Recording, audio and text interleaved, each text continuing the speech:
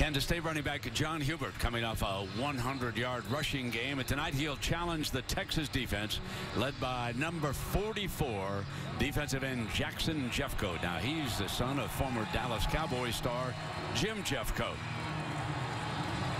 This has been the Nissan pregame rush. Kickoff from Austin is next. And now a look inside Nissan's Heisman House.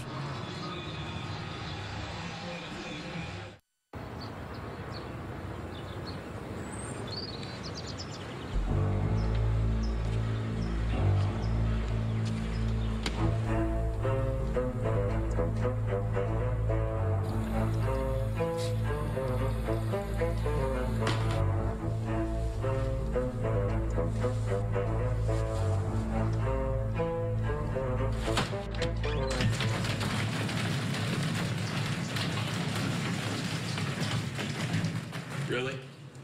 You filled my bedroom with footballs? And a water balloon. You mess with the bull?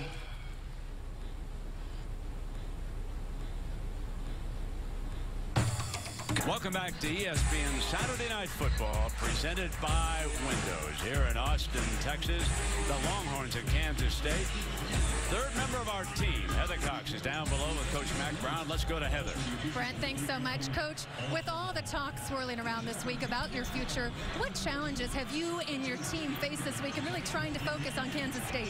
Heather, we've been so busy working on Kansas State because they're such a good football team. We haven't had time to worry about things outside of our program. And the good news is you do get your quarterback, David Ash, back. In what ways do you hope that he can help your team today? David was playing so well before he got hurt. We hope that he'll pick it up tonight and go full speed ahead. He hadn't played against Kansas State since he was a freshman. All right, Mac, thanks so much. No matter what the situation is, Heather, he is always the gentleman. That's one thing you can say about Mack Brown, regardless of what happens here now the rest of the way. Kansas State won the toss for Bill Snyder, and as you would expect, he deferred. That means that Ash and the Longhorns will have the ball to start this game.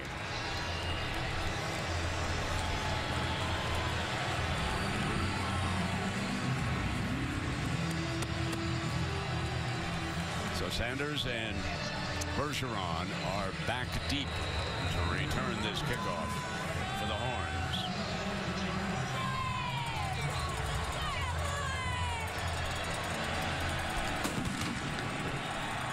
Underway in Austin. Sanders.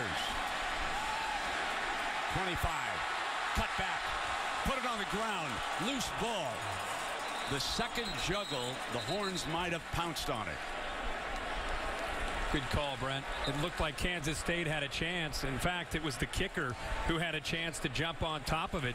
Cantelli, maybe that's why he's the kicker, unable to secure the football, and gave Texas a chance to get back and have a shot at it. This is a great effort because it looked like he might get loose. A great effort to actually bring him down. The ball's loose. There's Cantelli, the kicker. He's right there. He's got the recovery.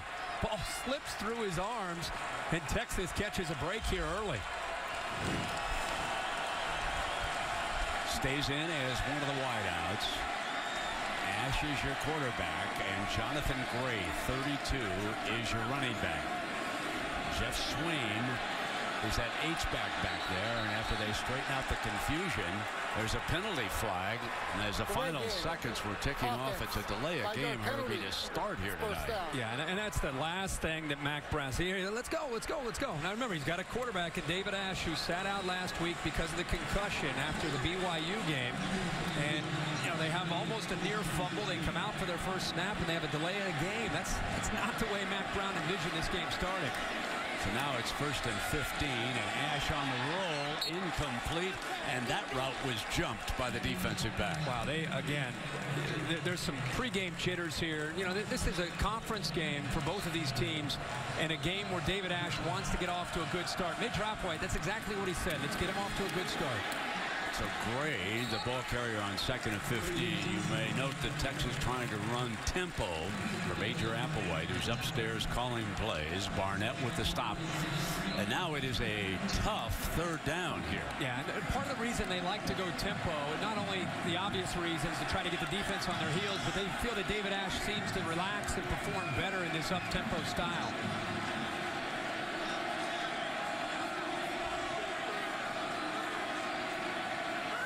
So on 3rd and 10, Ash with time could not find the open receiver, has to throw it away, and the Horns are first to punt on their first possession of the night. And keep in mind, Mike Davis, one of their best receivers, and Dante Johnson, their other top receiver, are out for this football game, so they're trying to do it with some others. Got good pressure, contained him, and Ash had nobody open. All he could do was just throw the football away. Tyler Lockett and Tremaine Thompson are back deep, and both are very, very dangerous for the Wildcats. Anthony Farah, the transfer for Penn State, will punt it away. Special teams always good under Coach Snyder. Back to the 15-yard line, Thompson with the fair catch. And that's where the Wildcats will put it in play here with their first series of the game. Now, the one thing, Herbie, that the coaches of the Longhorns are going to have to keep an eye on that far sideline is which quarterback comes out. Now, Jake Waters has been listed as a starter. Here comes the young man. He, of course, was the junior college quarterback of the year last year. That's right. And Daniel Sams, the backup, will also get some reps tonight. We said in the open, Waters is more the passer, but can run, and Sams is more the runner and also has the ability to throw. Coach Snyder always liked to script the first few plays, so let's see what they come up with. And Waters complete on a flanker screen. He puts it in Tyler Lockett's hands for a 9-yard gain. Something to keep in mind, this Texas defense, it's been talked about for the last couple weeks. They have struggled in defending the run, in particular the option attack. One thing they've worked on all week is defending the run. And in doing that, you got to wonder how much Bill Snyder may try to attack through the air to try to offset that, because he knows that Texas has spent so much time trying to fix that problem. John Hubert just to the right of Waters. B.J. Finney, a good junior, is the center now as Waters goes to the line to change. And now 5 seconds remaining. Got to get it off, and he does. Waters to carry, option look. Texas tries to jam it. Penalty flag comes down, thrown by the linesman. Yeah, it looked like a face mask there by Texas. So Greg Robinson, who was brought out of retirement to coach the defense. Personal foul, face mask, defense number 2, 15-yard penalty from the end of the run. First down. This is Thompson who grabs his face mask, one of the safeties. And you can see Hubert was confused on which way to go. Kansas State might have picked up the first down, but clearly grabs the face mask and even a horse collar there. Yeah, I thought it was more of a horse collar than a face mask. I thought he grabbed the pads around there. So at any rate, it is first down and 10. Glenn Gronkowski, familiar football name. Lead blocker for Waters. And here comes that running game that you protected, Herbie, because Coach Snyder wants to find out what adjustments has Robinson made on the near sideline. What changes? Now, there's a coach that's so thorough. Robinson was a head coach at Syracuse, defensive coordinator at Michigan his last 2 stops. Bill Snyder and his staff went and got tapes of both Syracuse and Michigan just to see what kind of different looks they could expect here tonight. Most prepared coach I've ever been around. No doubt about it. Is Bill Snyder. Yep. Second down and 7. Got man-free coverage on the outside. And Waters is going to put it up. A lot of time. Fires far side, incomplete. Pretty good coverage. Very good coverage. You're never going to think about Texas not having athletic ability. They feel pretty confident in their ability to cover these Kansas State wide receivers. Waters is going to have to make some decisions and make them quick, because you can see the windows are going to be tight and there's not a lot of space there. To me, Kansas State, it's all about trying to avoid 3rd and long, kind of controlling the clock and controlling the down and distance. Well, here's your 3rd and 7. Let's see what Coach Robinson whistles up now. Linebacker is trying to listen in. Waters, the stunt, in trouble. Good call by Robinson on the Texas side. Got it done. Malcolm Brown, big number 90, was blowing that up. They brought a blitz this time, and it is a very good call because Jordan Hicks has great speed. You see him at the top, the outside linebacker. They also brought the nickel back, Diggs, and I think it caught Waters off guard. Really didn't anticipate that kind of pressure. They brought one more than Kansas State could handle. There's nothing Waters could do there. Mark Krause to punt it, and a familiar name, Shipley, but this Jackson Shipley back deep for the Horns. They almost got there. Shipley from the 15. Kept the handle on it and picked up a yard on that return. So we'll take a break. Texas, Kansas State, Big 12 opener here at Austin. Quarterback David Ash, number 14, is a junior from Belton, Texas. And Herbie, one of my favorite little anecdotes about him is, like you and me and the folks watching, yeah, he had a television set at home, but no one ever watched it. He was not a child of television. No, he was not. He loved Colt McCoy, though, and loved to have a chance to try to follow in his footsteps and see if he could get Texas going. And tonight, he's feeling the pressure. He's got to settle in here. It's important, I think, and I think you would agree, that they need to get off to a good start. See what they do here on this second series. Play action, take it away, and throw for 9 yards. And Swain, H-back, tight end look from Chico, California, makes the grab. There's the tempo again. Good job of spreading Kansas State out, trying to isolate those linebackers in space. Trying to see if you can have a tight end or one of your slot receivers make a play. So this is a hurry up and wait. You could see them look over to the sideline after they moved to the line of scrimmage.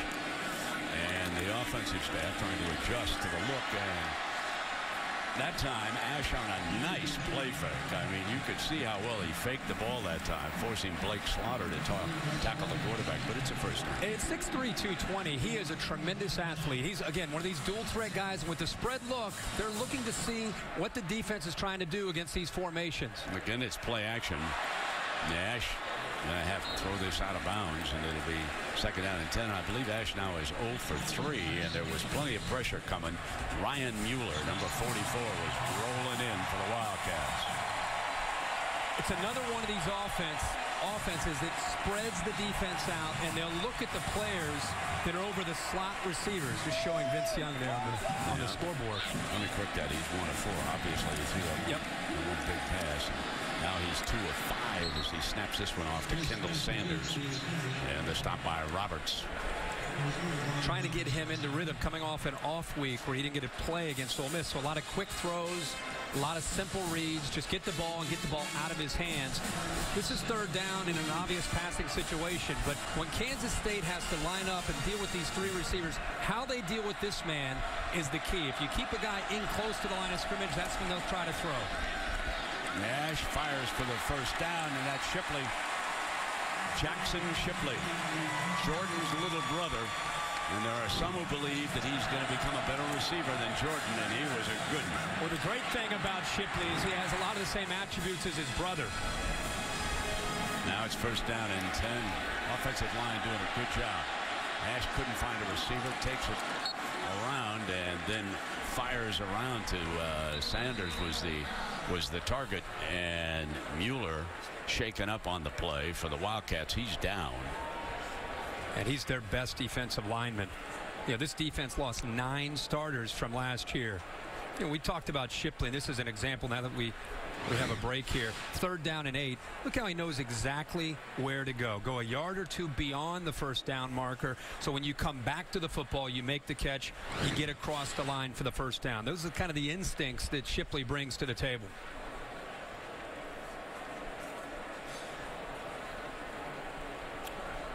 Mueller, a former walk-on, and such a big part of what this defense is trying to do this year.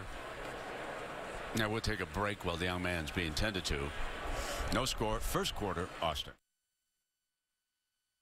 Saturday Night Football presented by Windows. Brought to you by Windows. Bud Light. It's the sure sign of a good time. Here we go. And Nissan, premier partner of the Heisman Trophy. Darrell Royals Eagles undefeated 1963 national championship team here in Texas. Take a look at Herbie, how Mueller went down. Right there, Ryan Mueller rushing the quarterback. Got hit and hit hard by Jonathan Gray. He was locked up with Kennedy Estelle, and then Gray lowered the boom on him right into his rib cage. It was a big hit. So it'll be 2nd down and 10.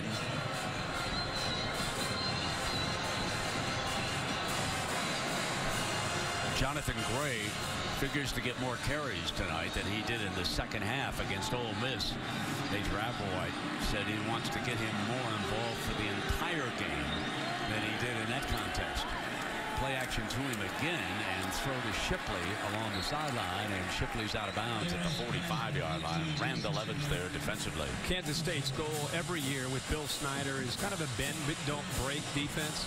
Keep everything in front, swarm to the football, and losing 9 seniors from last year, really the only guy that played a lot of football was Ty Zimmerman, the free safety. So this group, as young as they are, on the road for the first time, they're just trying to prevent the big play, swarm to the football. Ash is back now. He's going to take off. Good runner. First down, cross midfield, and he is blasted down by Kip Daly.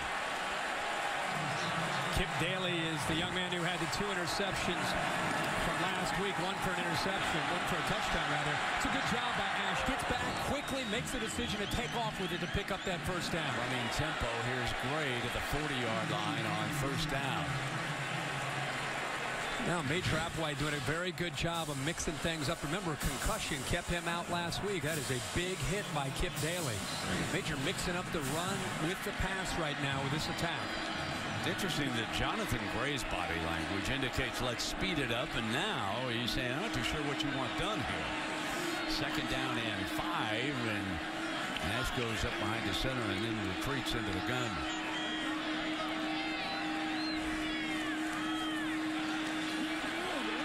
Receivers are covered, bounces back to midfield, on the move now, and he's going to throw it incomplete.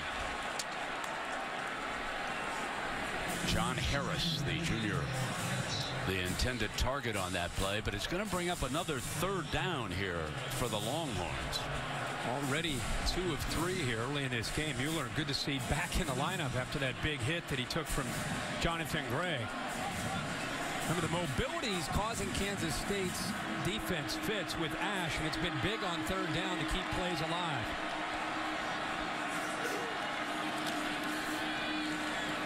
Looking short side, and a grab, and out of bounds by Marcus Johnson.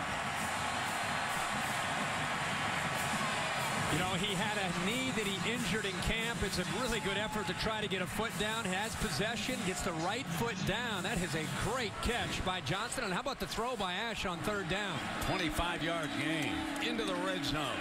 And Gray's the ball carrier. Battles his way to the 15. Barnett with the stop. This is the area of the field in the red zone where the game's going to be won or lost for these 2 teams. Kansas State's willing to give up some yardage, but they want to tighten it up here and make Texas settle for field goals. Texas needs touchdowns in this part of the field. 2nd and 5, and it's Gray short of the first down. Jonathan Gray, you can see why the coaches feel that with this group of running backs, Gray, Brown, and Bergeron, Gray's really emerged and become the guy. Give it to him, swing outside to daylight, fumble, recovered by Kansas State. Gray turns it over, had the first down. Barnett comes up with the loose ball, and the Horns fumble in the red zone.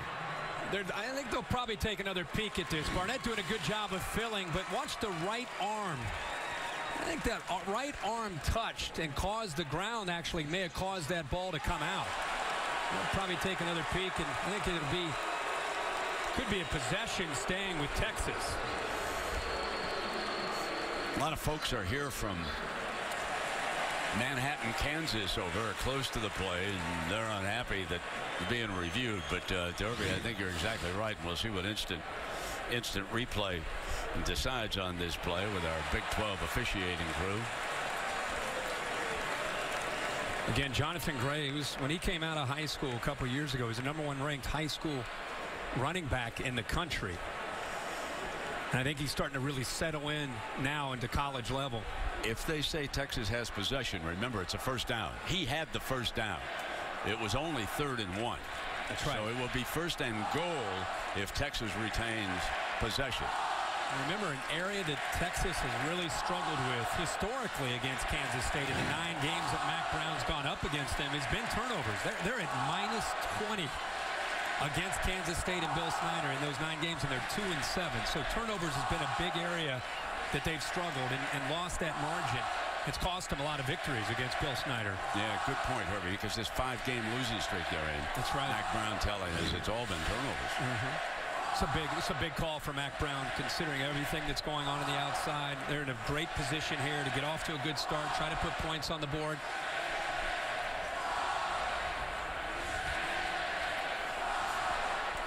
David Ames is upstairs in the replay booth, and Reggie Smith is our Big 12 referee here tonight.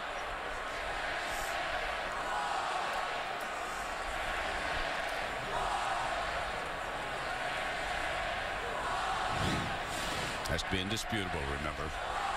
If there's any indication it was coming out on the way down, it'll be Kansas State football. If that ball is loose in any way before that arm hits. I personally don't think it didn't look like it was loose at all until his elbow or forearm touched the ground, and then the ball came out. It didn't seem to be. He didn't seem to lose possession of it at all until he touched the surface. And the other thing that instant replay must decide is, where did that arm touch? If Texas retains possession, where is it across the 10-yard line? Because the ball is back now where it was recovered. Yeah, right where his elbow touched, I think right at the 8-yard line. That might be what, if they are going to reverse it, that might be part of what's taking the time here for the officiating. Well, Jonathan Gray indicated immediately, but don't they always? But he was down. Of course.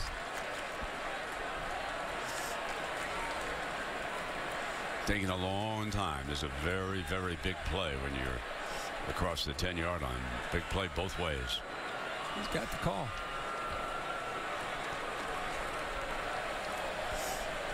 After further review, the ball carrier's elbow was down prior to losing the ball. It will be Texas's ball, 1st and goal from the 8-yard line. So there we have it. 1st down and goal from the 8-yard line. Jonathan Gray breathes a sigh of relief. But at the same time, it doesn't get away from the importance of they've got to still come up with a touchdown. It's one thing they've controlled possession. Now they got to try to get the ball into the end zone. Let's see if he looks for his buddy Shipley down here.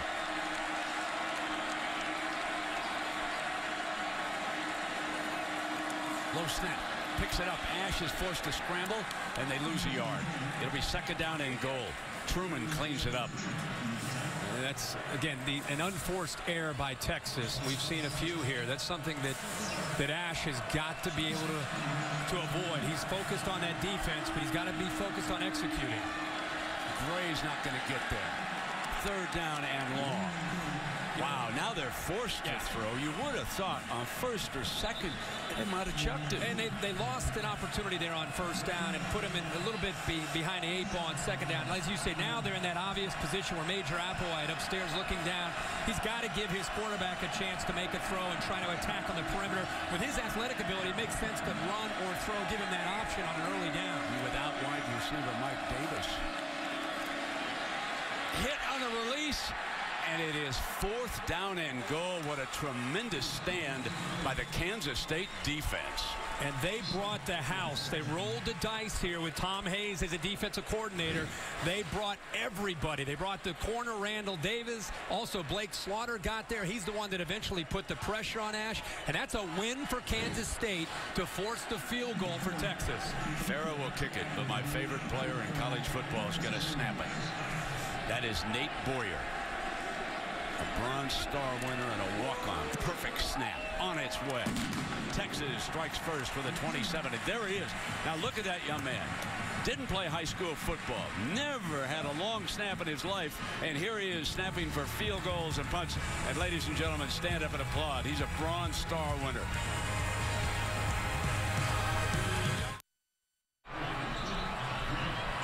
Texas settles for a field goal. They lead it 3-0. And now, one of the things that Kansas State always does, are great special teams, and Mack Brown very, very aware of this. That's Coach Aquina, works with the defensive backs here. Long-time assistant coach, Hawaiian, real good fella. Now, this is the man to keep an eye on, Tyler Lockett, the junior from Tulsa, Oklahoma, familiar name to Kansas State fans, and they know just how good Tyler is. He's back with Thompson. Coach Snyder's son works with the special teams, and this is an area where they have always been good up in Manhattan. It'll be Rose, Nick Rose, who will kick it off. He'll handle the kickoff duties here.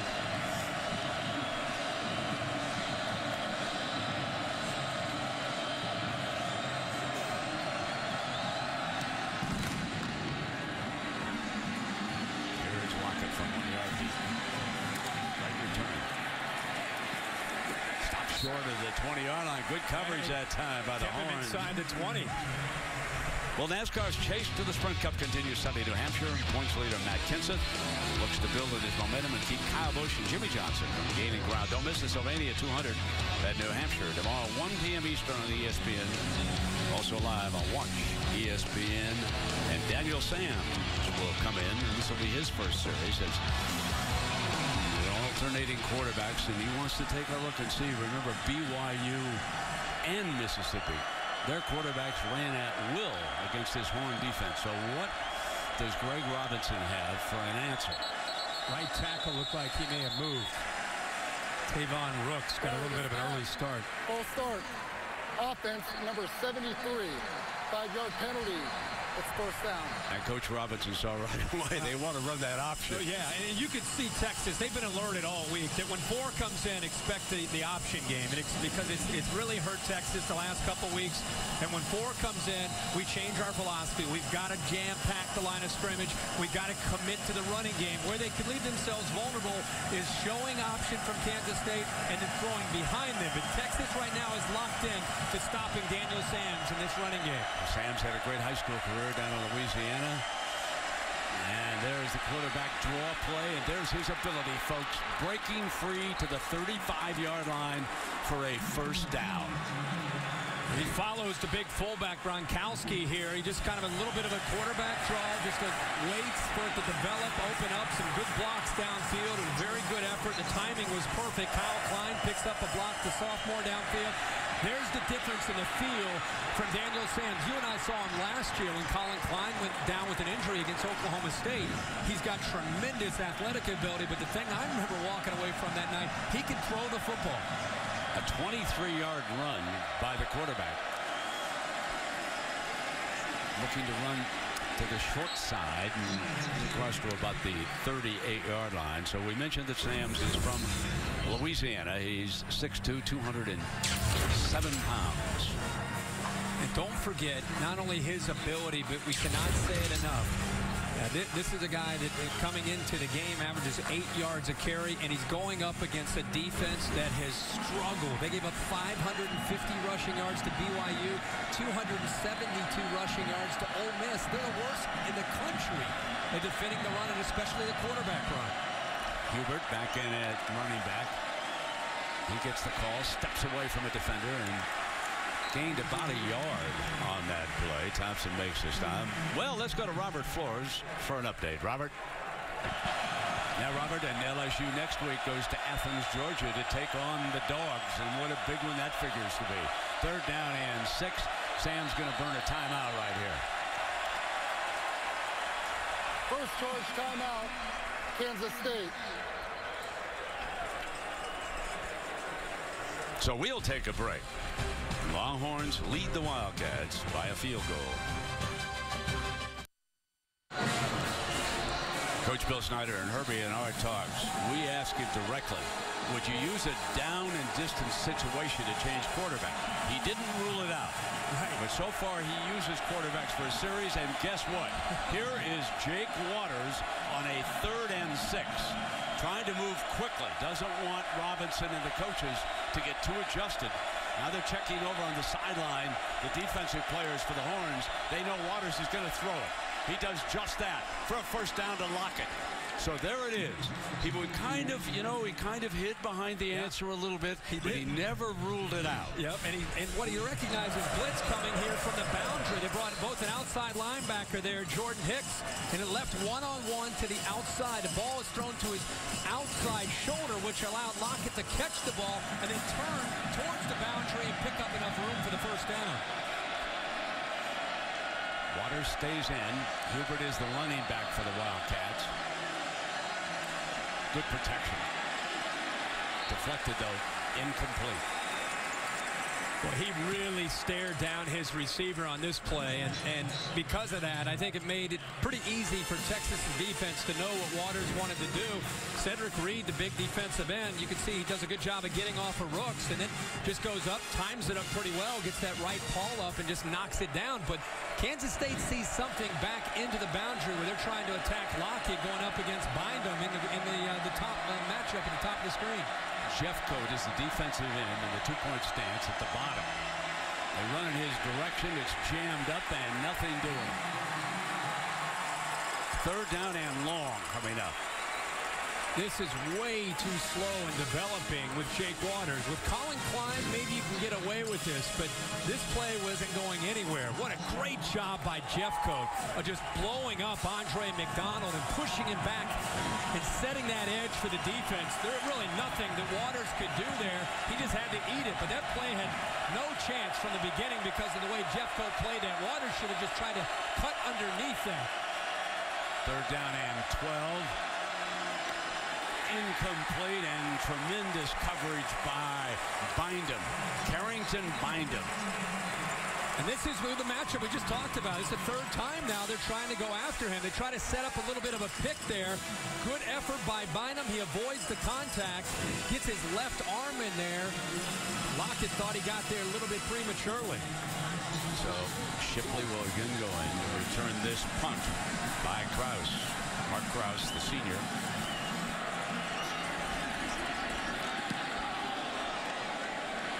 Fair catch at the 16-yard line.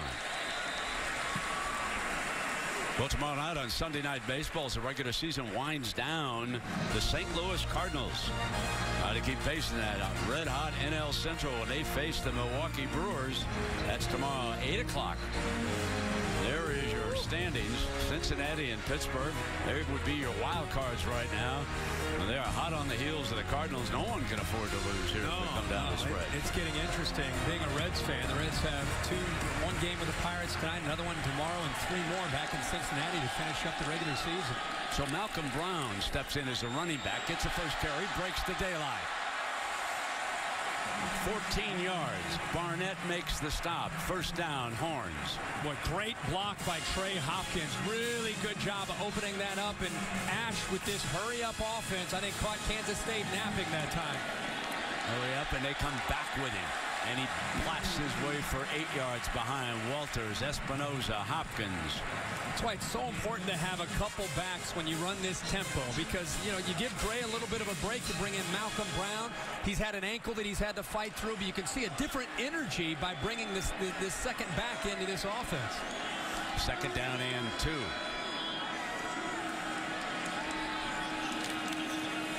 Ash back deep. Going to throw deep middle. Got a man open. Sanders, touchdown. Kendall Sanders walks in on the long ball from David Ash. 63 yards.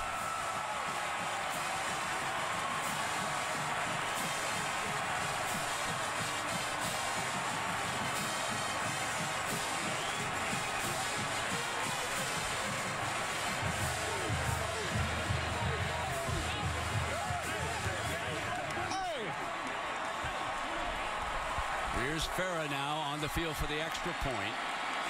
McCrary puts it down perfectly. And it is 10-0. The big play strikes for Mack Brown. Major Applewhite told us that this is the man that they needed to really step up for him tonight because of the injuries. And I'll tell you what, Dorian Roberts, watch him. He doesn't get fooled at all. The problem is he can't stay with the speed of Sanders and the well-thrown ball that time by David Ash. Roberts didn't fall for the reverse. It wasn't as if he started to bite up. He tried to stay with him. He just didn't have the speed to stay with the fleet-footed Kendall Sanders. They wanted him to get off to a good start. I think he's a little happy about that. That's coming through in a pressure cooker right there. And he's telling us that David Ash, by far the strongest arm on the team.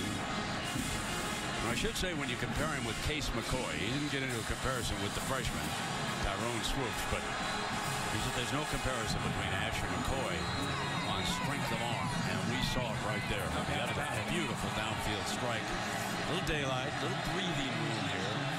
Remember Lockett and Thompson back deep now for the Wildcats. And they did a great job, this coverage team, the last time. They bottled Lockett up.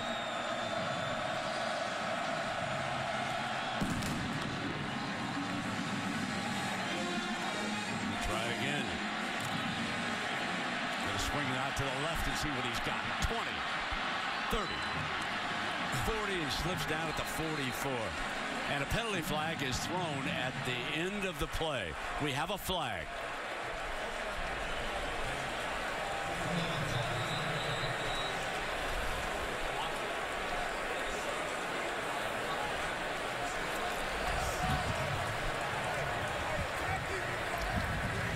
After the play was over, personal foul, unnecessary roughness, receiving team number 90. It's a 15-yard penalty from the end of the run. First down. Costly 15 yards against Dowling on that fine return by Lockett. Yeah, that was a big return and exactly what Kansas State needed. Yeah, they gave him a lift, trailing by 10. And Lockett always has that potential. You talked about that, Brent. I thought it might have been a block in the back, but it was one of these dead ball fouls that moves Kansas State way back to their own 27-yard line. Sam's will open this series.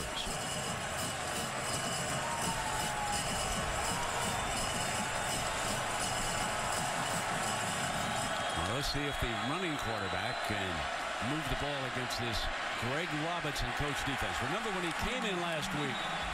Well, we'll get back in on that. We've got another penalty. But when Robinson showed up last week, he had only 3 days. He said, listen, I was still learning names against Mississippi.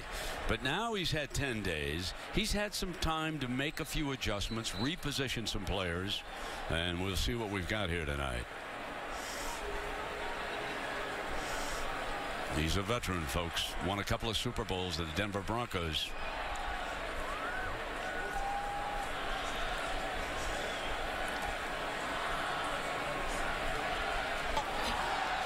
Personal foul, face mask, offense number 55. 15, half the distance to the goal. That is guard Cody Whitehair, and that's 2 big penalties here. Somewhat unusual. That's exactly what I was thinking. It's something you do. He's right in the middle of the screen, gets his left hand up there, and then just pulls his helmet off. Very uncharacteristic of a Kansas State team coached by Bill Snyder. But Snyder said, don't ever underestimate a Texas Longhorn football team. He knew he was going to get the best shot here tonight. Now he's got a 1st and 24. Hubert spins away from a would-be tackler. And let us check in with Robert Flores for an update. Robert. Thank you very much, Robert. 2nd down in 18. Doesn't it feel like this dual quarterback attack from Kansas State? They haven't been able to get into sync and settle down right now and figure out who's going to give them a better chance. Maybe that's why coaches don't like it. Here comes Sam's. 30. This will be 3rd and manageable. I mean, Bill Snyder said he didn't like it. And he said, you guys, at the end of the season, may be criticizing me for it, but I just haven't found the one who can do it all right now. And I think he's waiting for one of them to emerge. I'd be shocked if this lasted a whole year. But when you watch Sam's run, this looks like Bill Snyder's offense. I mean, if he can develop as a passer, this is what you would think. The characteristics of what you would think that fits in a little bit better with how Bill Snyder likes to attack. It's a big third down here. The crowd very much into this game because of the early lead. Sam's looking to pass it. Now he takes off for the first down. A very patient run to the 40-yard line by the Kansas State quarterback, Steve Edmond, the Mike linebacker with the stop. And by being patient, the right guard, Keenan Taylor, watch him. That's why he's being patient. He's just waiting for him to come around. And he was thinking about maybe just a threat of that pass to keep the safeties and the corners back. But it gives Taylor enough time to come around, picks up a nice block, and picks up that first down. And the first quarter comes to an end. Texas with 10 points with an early lead here behind David Ash, a 63-yard pass into the first quarter. Back after this message and a word from your local ABC station.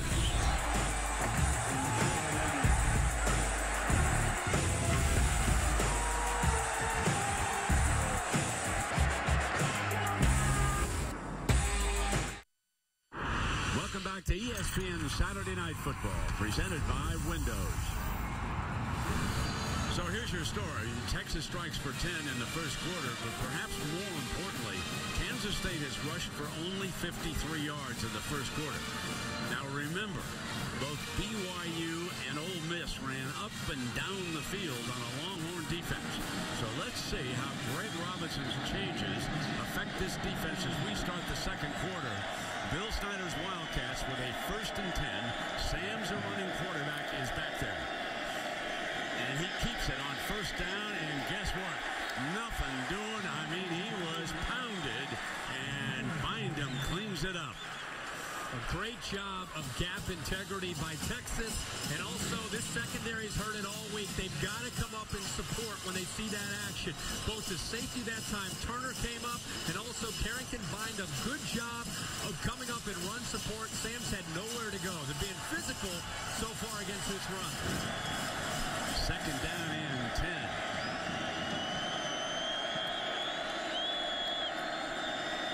Sam's patient. Twists away. Can't get back to the line of scrimmage. Pounded again. Jordan Hicks, the leading tackler. Number 3 is up there defensively. He fights through a lot of traffic that's in the interior. Great job right in the middle of the defense. Watch Hicks. Does a good job. He's an All-American. He actually got held. He fought through it, didn't give up on it. I'm going to tell you right now, when Sam's gets in there, because he's a runner, Texas is selling out to stop Sam's from running the football. And here comes the thrower. Jake Waters, number 15 on 3rd and 13, is back in. Fires downfield to the sideline, and the catch is ruled, but it's short of the first down. I think you can see our yellow line. Just a little short. And that's 4th down, and Bill Snyder will not gamble here. No. And Waters, just to come off the bench like this on a 3rd down and long, makes a pretty good throw to give his team a chance. But Bill Snyder, even though he's down 10, is not one of these risk takers that we seem to see all over college football. He's going to play it by the book and punt this ball away. Kraus to punch. Shipley's back deep for the Horns. Put a good rush on him. Shipley from the 14. Cuts up the middle of the field. 30. And out of bounds just short of the 40-yard line. Fine return.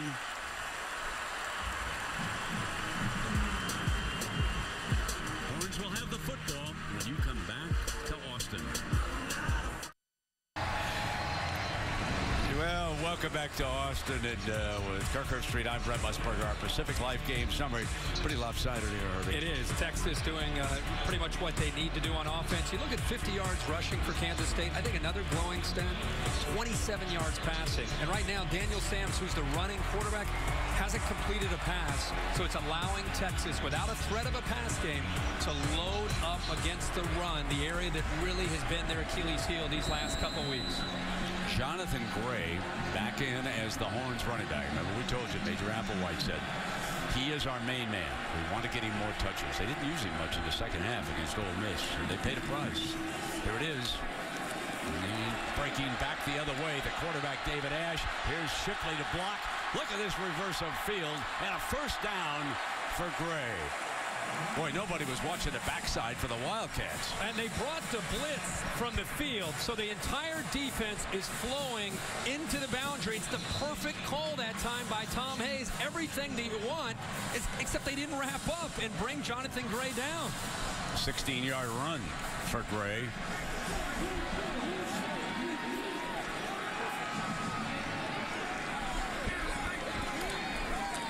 Play action again. Ash stands tall, going to come deep again towards Sanders, who could not break free. Overthrew him just a little bit on that. Good one-on-one duel with Barnett. Go back and look. You see the blitz? You see the pressure? Everybody's in position. They're right there. They pride themselves on gang tackling. They pride themselves on tackling as a group and as a team. That time there were 4 white jerseys right there at the point of attack. Nobody came up with it. Great, to his credit, kept the play alive and picked up those big yards. Malcolm Brown in off the sideline for Texas, number 28. He's in that backfield now with David Ash. Second down and 10.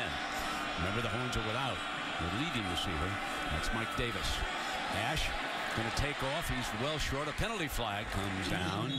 The umpire throws it in the middle of the action.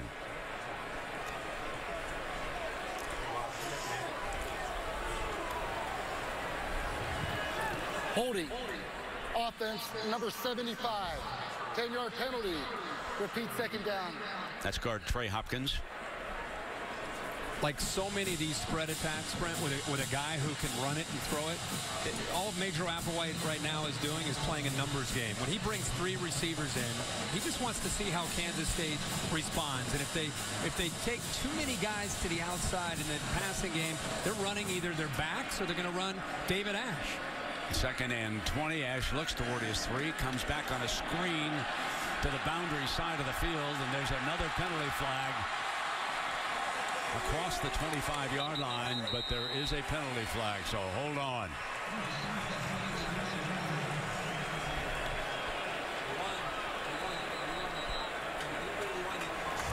Personal foul. Leg whip. Offense, number 77. 15-yard penalty. Repeat, second down. Estelle, Kennedy Estelle, the right tackle. Yeah, everything was pretty good on his block until the very end when he brought the leg whip into it. I mean, that's a screen pass. He's just trying to off to the top of the screen right here. He's doing everything he can to try to sell, hey, it's, you know, we're passing downfield, and then that right leg on the leg whip.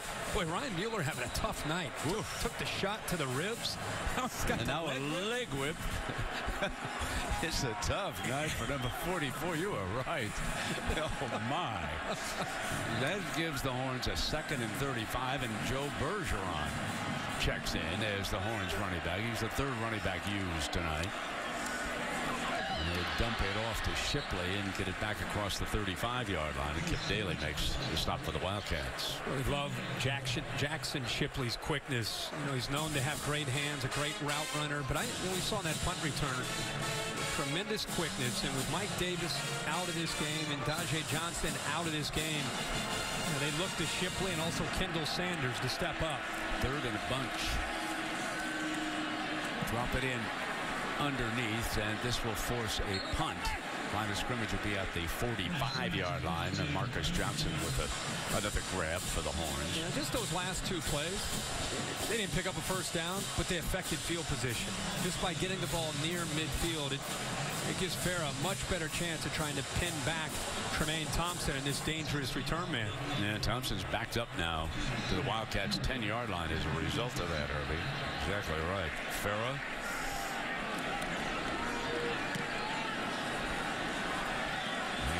Up, and it takes a big Horn bounce. It's that kind of a night, and out of bounds. And Bevo very happy that his lads have jumped out on top. You're watching ESPN Saturday night. Come on, Bevo. Show some enthusiasm. Saturday Night Football presented by Windows. Brought to you by UPS. Let UPS put the power of logistics to work for you. Buick.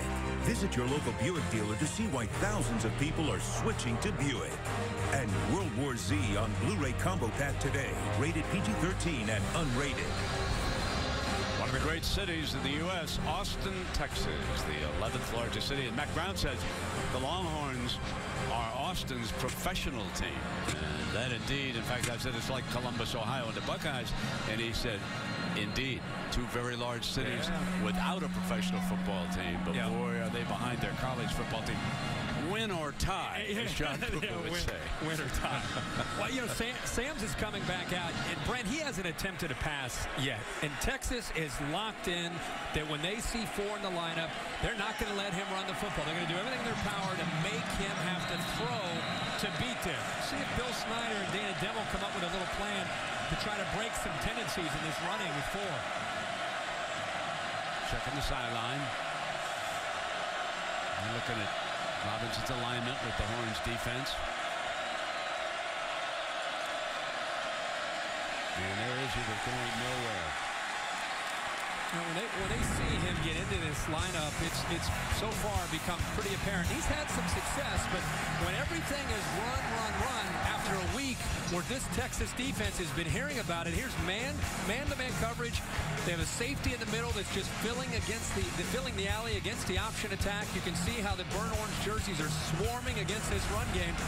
Eventually, without Jake Waters, I think Kansas State's going to have to be able to throw the ball. There's a penalty flag. Illegal substitution, offense number 83, breaking the huddle with 12. 5-yard penalty. It's second down. And let's check in down below with Heather Cox. Well, guys, can you imagine the craziness that has been Greg Robinson's life over the last 10 days? He was actually on his way to the airport to LAX when he picked up his phone, and it was Coach Brown calling saying, will you be my defensive coordinator? So he just kept driving with his overnight bag packed, flew to Austin, and here he is. He said he feels like he's been drinking out of a fire hose for the last 11 days. His challenge is as simple as learning names of his players to as complex as learning how to stop the run. I'd say he's pretty happy so far. Yeah, indeed, Heather. It is second down at 15, and that run is going nowhere against his defense. To go back on Greg, you might recall that before he was the defensive coordinator for Mack Brown. He left prior to the 2005 season and became the head coach at Syracuse. And what happened to the Horns? They won the national championship. Greg told us, man, I wish I'd have stayed for just one more year, but I wanted to be a head coach. And off he went. Gene Chizik was the defensive coordinator the year that the Horns beat USC in a great football game at a Rose Bowl. Waters is back in here on this 3rd and 10. Stands tall, delivers down the middle, complete. A beautiful throw by Waters. That's his best throw of the game. And he picks up the 1st and 10. Good job of reading the coverage here. It's a zone. They sit in the soft coverage, and because of that, there's a little bit of a hole there for him to be able to read and get the ball out of his hand. Nice job of selling it by locking. Quickness, accelerating upfield, breaks it across the middle. There's nobody underneath in coverage, and a good throw by Waters there. When we say well coached, you saw him break that off just as Herbie describes it. He ran a beautiful route. Waters now goes deep, far sideline, incomplete. That was now Thompson's turn, and it'll be second down, and Quandre Diggs. Now he's the nickelback for Greg Robinson. And man, when you talk nickel here in Austin, think of the names, folks. Earl Thomas, Aaron Williams, Kenny Vaccaro. You're watching those 3 fellows on Sunday football, and here's Quandre Diggs. Yeah, they're trying to get the ball downfield to try to stretch this defense and make them have to respect that, because right now they're crowding this passing game and crowding the running game. Waters stays in the lineup here. Looks like Thompson was shaken up, Herbie, when he went off the sideline. Second down and 10. Waters throws in underneath and completes it, and that's out to about the 34-yard line where it'll be spotted. And there is Tyler Lockett. Interesting young man, loves to write poetry. Yeah. He gives little speeches to the team. Fascinating. And of course, with Chris Harper gone from this team, Lockett and Thompson really have to step up this year. 3rd down and 5 now.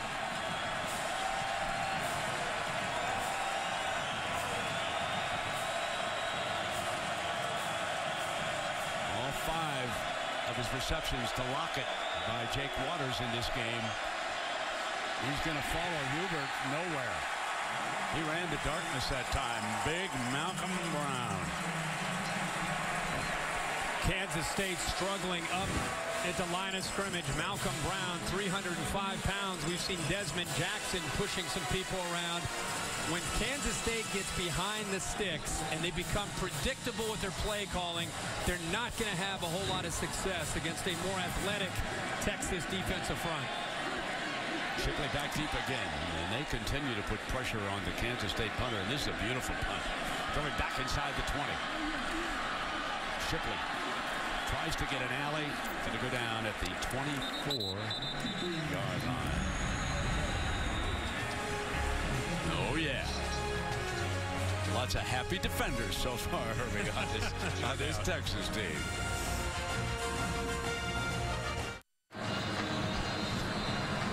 Welcome back to Austin. Here comes Aflac.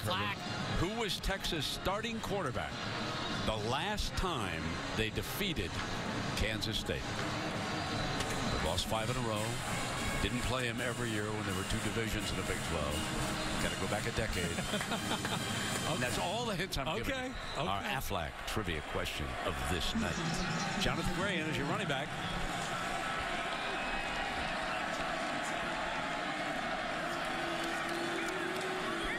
Roll the pocket and throw it underneath. One thing they're doing a really good job of is while Kansas State so far offensively is fairly predictable and vanilla, Texas with this up-tempo offense, a variety of formations, spreading it out and keeping Kansas State guessing. Now Slaughter injured on that sideline, taken out. Gray caught that ball, now runs for the first down. Gray starting to stand up as a go-to guy. Ty Zimmerman, we haven't mentioned the name of the fine veteran for the Wildcats tonight. He makes that stop. What a run there. That time he just shook Dante Barnett. Barnett, the safety, was there to make the play. Next thing you know, Gray shook him and he was by him. Here comes Gray again. Third straight time he's handled the ball. They're just doing a really good job of keeping Kansas State on their heels. The tempo will do that with the variety of formations and personnel groups, with the tempo, with a quarterback that can run and throw. It just right now they're hitting them in a lot of different areas. Quick handoff. Here he comes again across midfield, trying to pick up the first down. Stopped a little bit short of it. The other thing is Kansas State looks like they're just outmanned up front. I mean, Texas is taking the attack at the line of scrimmage and just pushing Kansas State back. David Ash straight ahead, and the pile moves behind Espinoza, Walters, and Hopkins for that first down. And Herbert, just as you said it, they did push that front line. And right now, you start to get lulled to sleep because they're throwing some short passes. They're running the football. The safeties are going to start to fall asleep. They're going to start to come into the running game, and then that's where they'll try to hit a home run over the top. And the corners back off. They knew that Ash was going to try to throw it. That's right. And he's sacked on that play as a result. Reed takes Ash down. The corners backed off, and they picked up the speed on the outside. Yeah, they sat back, as you said. We thought, I think we're all feeling the same thing. This is a great time. See the little pump fake? He wanted to go downfield. He wanted to take a shot down the right sideline because he had his man Kendall Sanders, who he hit earlier for that big touchdown. But give Kansas State credit. I think they were feeling that same thing, sunk way back in coverage and brought pressure. 2nd and 18, and they flare to the outside with Gray again, and he crosses midfield, and we get back to that original line of scrimmage, and so the ball is going to be on the K-State 45-yard line, and it'll bring up 3rd down and 10. One touchdown in this game, 63-yard pass to Kendall Sanders from David Ash. Malcolm Brown's a running back for this 3rd down. Watch to see if he circles out.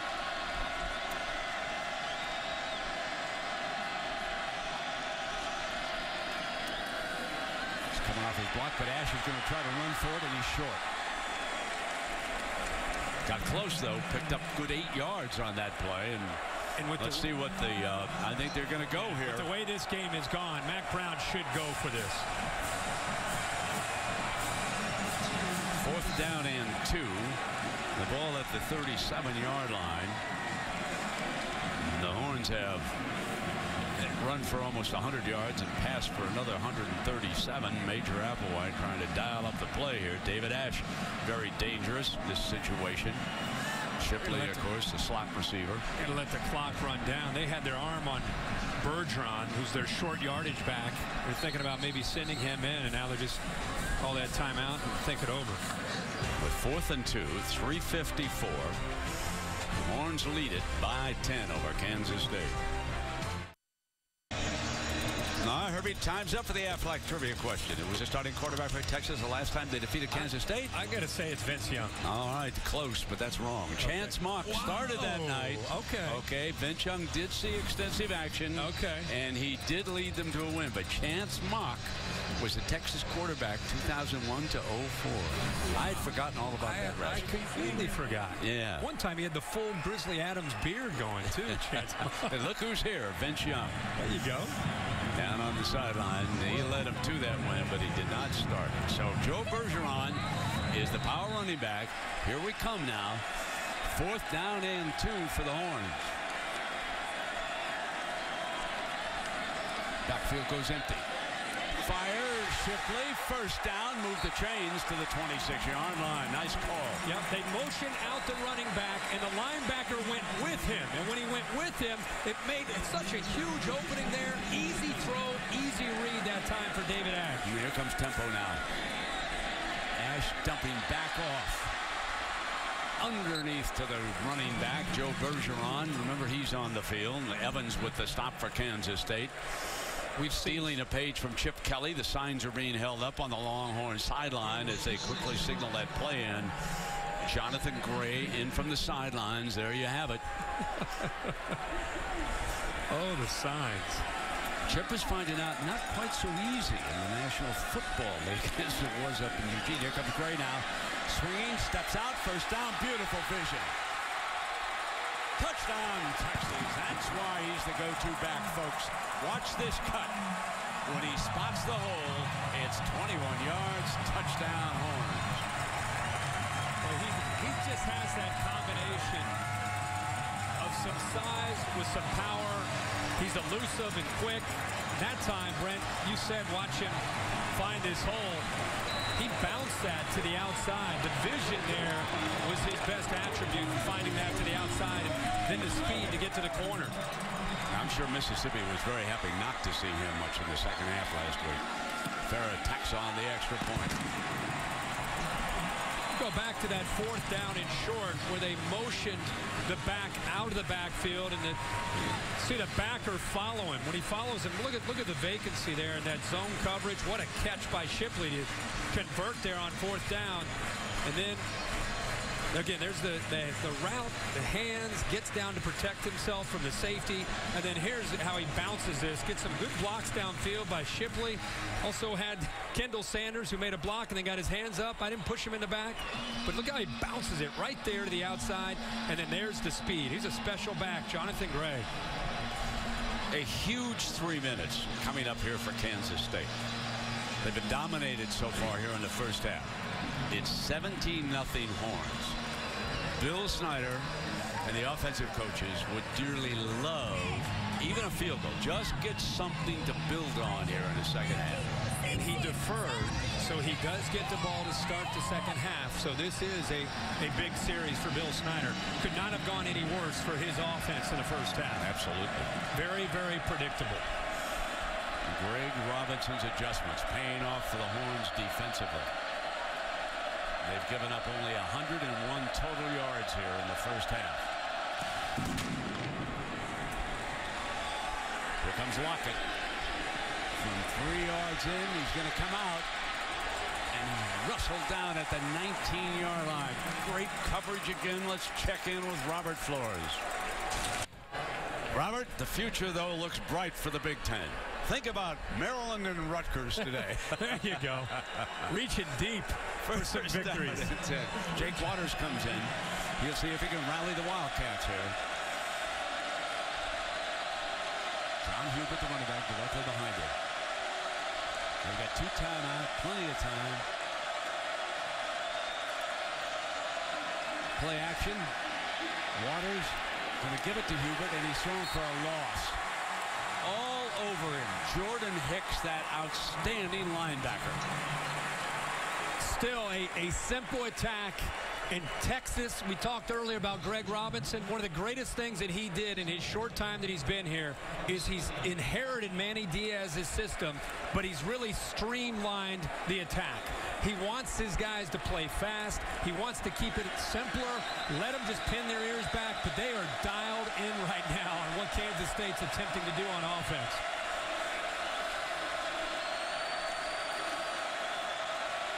Second down and 12. Waters from the pocket goes downfield. Got Lockett, got him beautifully. At the 36-yard line, it'll be a first down, Kansas State. A huge play. And just as we say that they're dialed in, finally there's a chance for Waters to make a play. One-on-one coverage. There's the arm strength from Jake Waters. Isolated against Duke Thomas, and Tyler Lockett got behind him. The ball's thrown right over his shoulder. Great throw by Waters. 47-yard gain on that play. Waters quickly changes it up at the line. Hubert now moves over to his right. And play was stopped. Prior to the snap, Texas calls their second charge timeout. 30 seconds. So at 1:43, they use their second timeout, and why not? Coming up now, stay tuned for the Capital One halftime report. Scores and highlights from around college football. You know, I was going to needle our friend Jesse Palmer, but I can't. Mettenberger is playing so well for LSU, but I was going to say to him, where was A.J. McCarron on your top 5 quarterbacks? He had Manziel at the top of the... Did not have McCarron in the top 5. However, you know, he's right about Mettenberger. He had him listed number 5. That's Zach playing well right now. Is executing probably as well as anybody when it's just efficiency. About as well as anybody in the country. Absolutely. A.J. McCarron, because of what he did and where he did it last week. I agree. That was impressive. Yeah, I thought so too. They're down. You know, you got Mariota. Yeah, this is a year. Well, it is a year of the quarterback. Interesting. That's why the Cleveland Browns made a big trade, I'm sure. That's right. First down and 10 now. Here comes Waters. Firing complete to Lockett again to the 15-yard line, and the Wildcats are in business through the air. They're going to have to go through the air to open things up. Late pressure this time by Michael Thompson. Good job of picking it up, and Lockett right now is winning the battle on the outside against Duke Thomas in one-on-one coverage. What crisp moves by Lockett. Really, he turns on a corner. I mean, he comes with authority. Quick, but a really efficient route runner. Big drive. 1:10 coming up now. First down and 10 for the Wildcats, trying to get on the board here. Here comes Hubert. Behind Gronkowski, block 5, touchdown Kansas State. Oh, what a huge drive for Bill Snyder. Well, you talked about that before they started, but the passing game opened things up for them to get back to who Bill Snyder is, and they were able to control on that play, control things up front for the first time in a long time in his football game. And we were talking at a break, when are they going to get little 33 the football? When is John Hubert's probably one of their best players on the field? He hasn't touched the ball much. That's his 4th carry. That time they gave him a little bit of room to work with, and you can see the acceleration once he saw that seam into the end zone. Jack Cantelli, his brother Anthony was a mainstay for years. Jack tacks on the extra point. Let's see. There was a flag down, I think, prior to the kick. Let's see.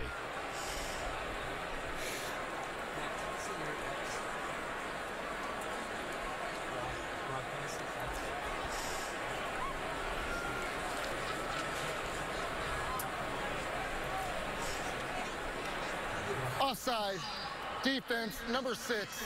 At the distance to the goal, try for point. I like this referee a lot. Talks with authority, knows what he's doing. Yeah. National Football League might want to take a look at let's this keep him here. I like him here. Penalty. Try for point. I was talking to him on the field before the game. Yeah. He is all business. Really like it. Looks like he's all business. Total control. I like the announcements and how he handles things out there. Looks like he's an Ed Hockley guy. Looks like he's been pumping a little iron there. Don't chase him to the NFL. After last week in Tempe, we need all the officials we can get. You got that right. You got that right, my friend. We'll be talking about that at the Wisconsin-Ohio State game next week. All right, tax on the extra point now. What a great drive here by the Wildcats. 4 plays, 82 yards, a lot of it through the air, which set up this play. This is the first time Hubert's been able to get to the outside. They've tried to stretch him horizontally, and then it creates the vertical seams. He's able to find this great vision, and right there, that quick acceleration. Texas can run on defense, and that time Adrian Phillips didn't have a chance, as fast as he is at safety, to come down and make a play against a very quick John Hubert. You saw the shot of Robinson with his Mike linebacker talking about that last drive also. And so here's the drive chart, Herbie. What a difference. And here it is. The first possession, second, third, and fourth, going back and forth with the quarterbacks, trying to figure out what would be the answer. Remember, Texas came into this game. They couldn't stop the running game.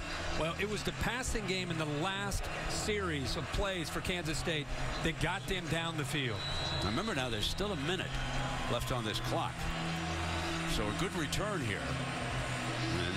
And the Horns might see if they can do something. They're up by 10. And that kickoff is off short. Up at the kill the clock by getting out of bounds over. There's a penalty flag down. Did he catch that ball out of bounds? He did, but the ball went out of bounds, I think, maybe before he did catch it. Let's see here. Our guy here's all over it, though. He's got this thing figured out. He was up there. Free kick out of bounds by the kicking team. The ball will be placed at the 35-yard line, 1st and 10. Bill Snyder's just got to be looking at himself thinking, when it comes to penalties, when it comes to turnover margin, when it comes to special teams, these are areas we have to win if we're going to go to Austin, Texas and beat Mack Brown. They've won 5 in a row because those are the areas where they've been able to beat Texas. And in the first half, not only did their offense, was it slow in starting, but to look at these, the penalties and some of the mistakes that they've made, it's just not like Kansas State.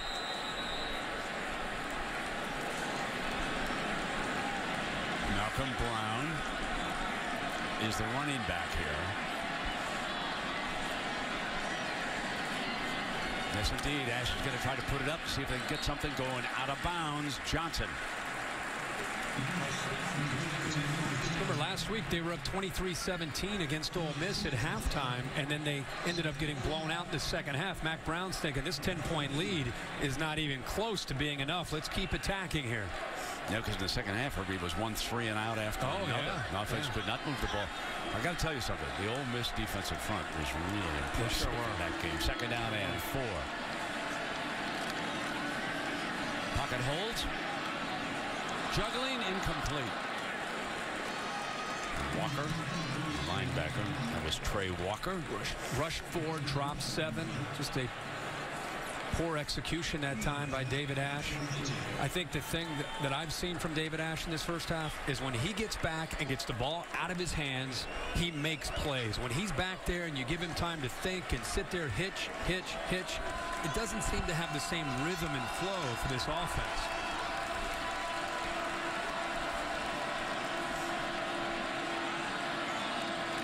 They're down at 4.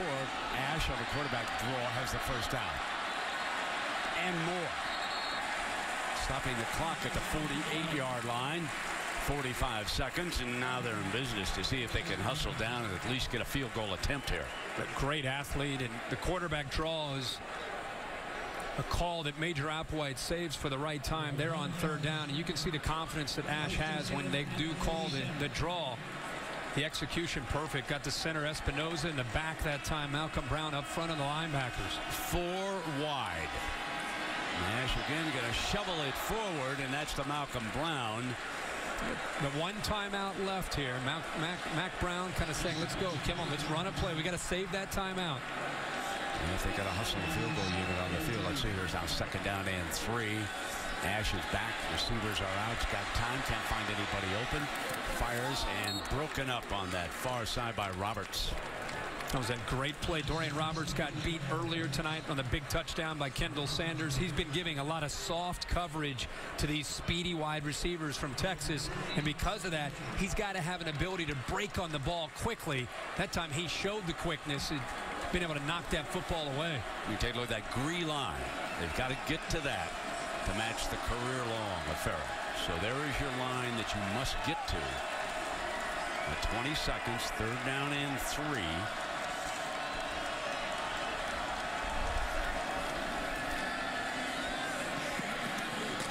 Short of it, incomplete. And a clean hit by Kansas State. With 14 seconds left, that brings up a 4th and 3. Slaughter. Boy, he did slaughter. He did. He lowered the boom, and these players have been hearing since training camp about not hitting a defenseless player. He stayed low. This is great technique this time. You see where he hits him right in the chest. That's a great job by Slaughter. He was out earlier with an injury. He comes back. Boy, he popped him, hit him. That's textbook on how to hit a receiver who's a defenseless player, but he hit him in the chest, so it's clean. Now, timeout is called by Kansas State on this 4th down. Remember, Texas has a timeout. It is 4th down and 3, and the Wildcats want to talk about it with the defensive coaches over there. Mike Cox, the linebacker coach, he is upstairs talking to the defensive coordinator, Tom Hayes. You mentioned him down on the field, and of course Bill Snyder. They want to make sure that they have their defense set here. Texas, remember, has that timeout. Also, David Ash, who missed last week because of a concussion, for the most part he's held up and hasn't had to come out obviously at his football game, but he looked like he was wincing there a little bit when he was coming over to the sidelines. They wanted to, with a week off against Ole Miss, they wanted to just get him in a position to get the ball out of his hands and have quick throws and rhythm. And I think you got to give them some credit for having a chance to accomplish that for the most part in this first half. Kansas State not a pressure team, not bringing any blitz. They're just going to rush 4. Nash backing up, cut off, throws under pressure and almost intercepted. So it will be Kansas State football with 8 seconds remaining, and you would think they would be content at this point to go on in down 10. Yeah, and I just said how they're rushing 4, they're not blitzing, and yet Ash still felt, I think, some pressure that time and had to get away from it and just kind of try to check it down to his running back. But that's a big stop for Kansas State. They get the touchdown, they get within 10, now they go in at halftime, they get the football to start the second half, and they can go back to the drawing board. Every drive they had, they want to forget about, except that final drive where they were able to put points on the board. And again, it was through the air that allowed them to move the ball down the field. Mueller made a good play defensively for the Wildcats. They're going to spread the field here with 8 seconds to go. They got Jake Waters run back to the left, and he's going to throw it out of bounds as time runs out on the first half. Jackson Jeffcoat applying pressure. Big number 44. His daddy's here tonight, an assistant coach with the Colorado Buffaloes. Has an off night, so he's traveled down to see his son. 17-7, but again, as Herbie pointed out, a very important 7 for the Wildcats. We got a second half. Let's check in now with Heather Cox and Mac Brown. Brent, thank you. Coach, after giving up 822 yards of rushing the last 2 weeks, they've allowed just 68 tonight. What's been the biggest change? Biggest change is attitude and effort. The guys are playing with a lot of confidence, Heather, and that's the most important thing right now. And David Ash in the offense certainly helping. How would you assess David Ash in his return? I thought David has played tremendously well. He hasn't turned the ball over. He's made good decisions. He's made plays with his feet. We just got to keep doing it. We've been the fourth quarter with this bunch the last 2 years and let them off the hook. So we've got to win the fourth quarter this year. Yeah, thanks so much. Thanks, Heather.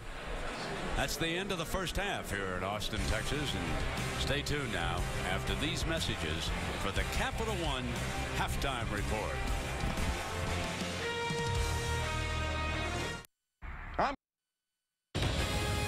You're watching the Capital One.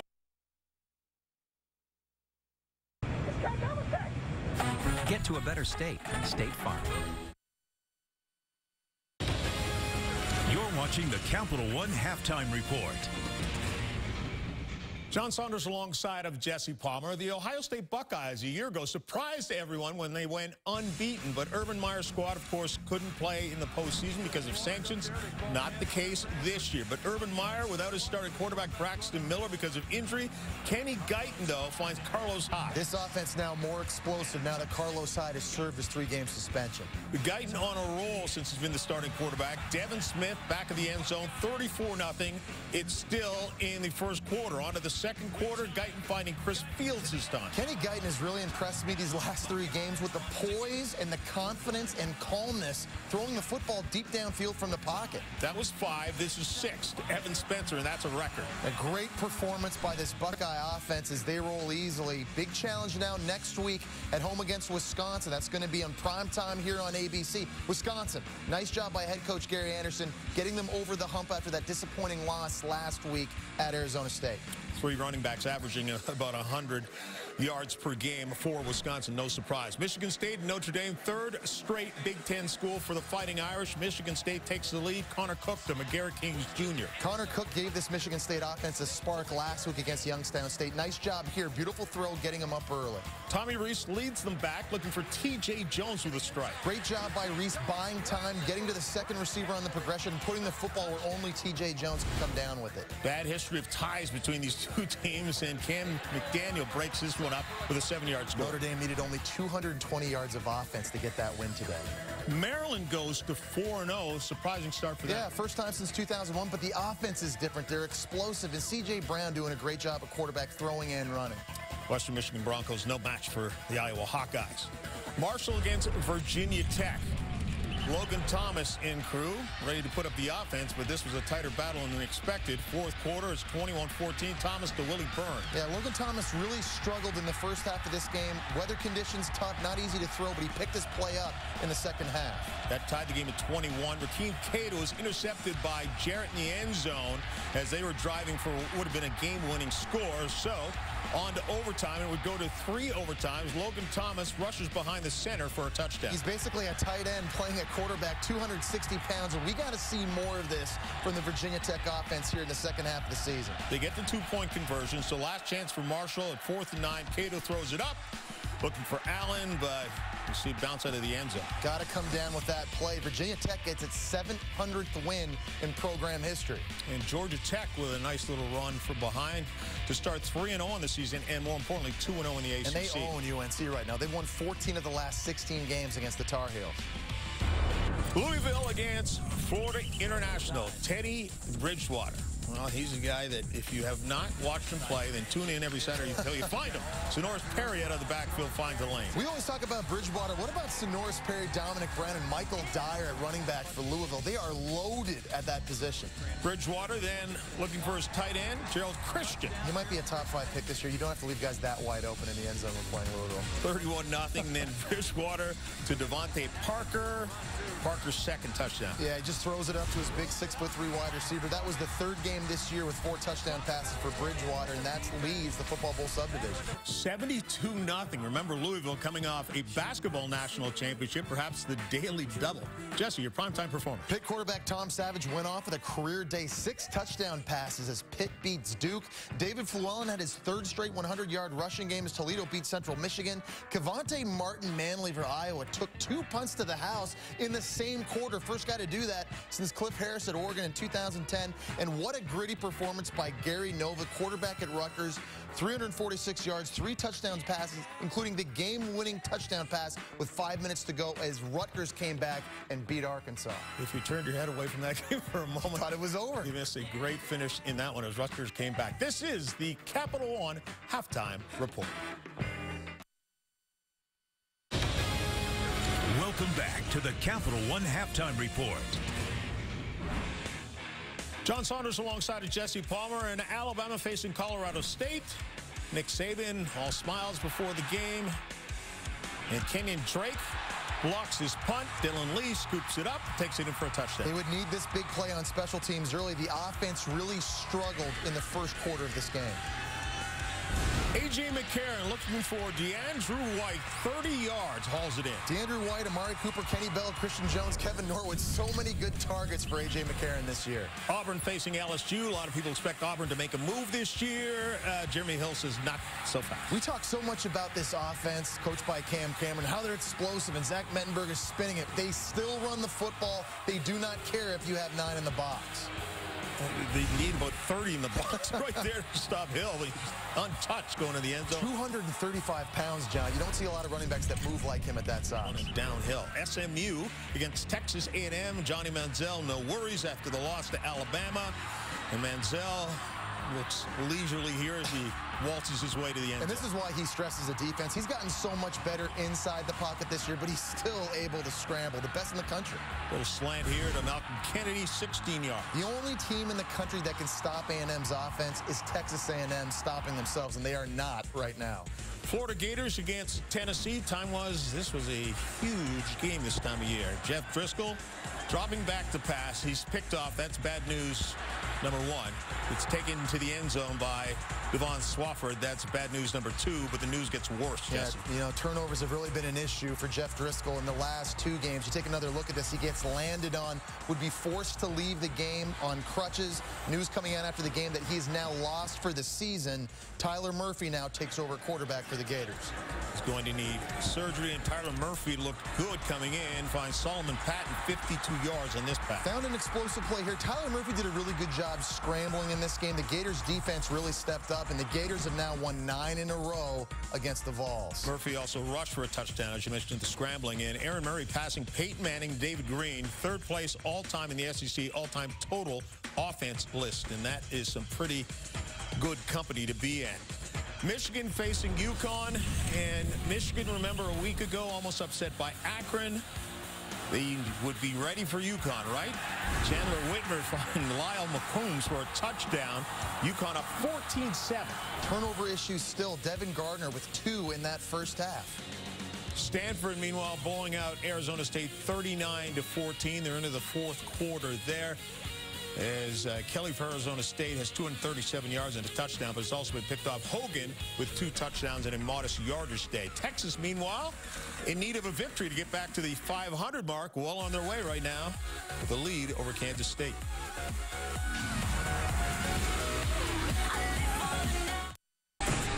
Welcome back to Austin, Texas, and a breaking story. Case McCoy warming up.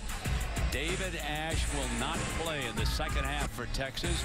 He is being evaluated. And remember, he missed last week because of a concussion. Kirk Herbstreit, my partner, saw that Ash was shaken up late in the second quarter. They are evaluating him right now. That is a big development of this football. It is, and Texas knew coming in as they prepared for this week. They were hoping David Ash would be able to go 4 quarters, but they knew you're coming off a concussion and you're playing quarterback in this offense, there's a chance he may get dinged and have to get reevaluated. So they've got a plan in place for Case McCoy to see what he can do. And we'll see how McCoy does, because Mack Brown told me on the field right before the game that if McCoy goes in and struggles, they'd be willing to consider bringing in Tyrone Swoops, the true freshman, to give him a chance as well, depending on how the ebb and flow of the game will go. Yeah, he said, we're not worried about redshirt. We're worried about winning. That's right. So that will be the situation here right now. And Kansas State will handle the ball to begin the second half. They deferred after winning the flip, and they'll have it out on the 25-yard line. So let's take a look at our Pacific Life game summary. Herbie, you asked for it. A comparison of the quarterbacks for Kansas State. Yeah, and I think we all saw that Jake Waters late in the first half put the drive together. You can see he led them to their only touchdown. But if Daniel Sams does come back into the game at some point, he's going to have to throw the football. And I think this offense overall is going to have to throw the football to open up their running game, whether it's option or running John Hubert.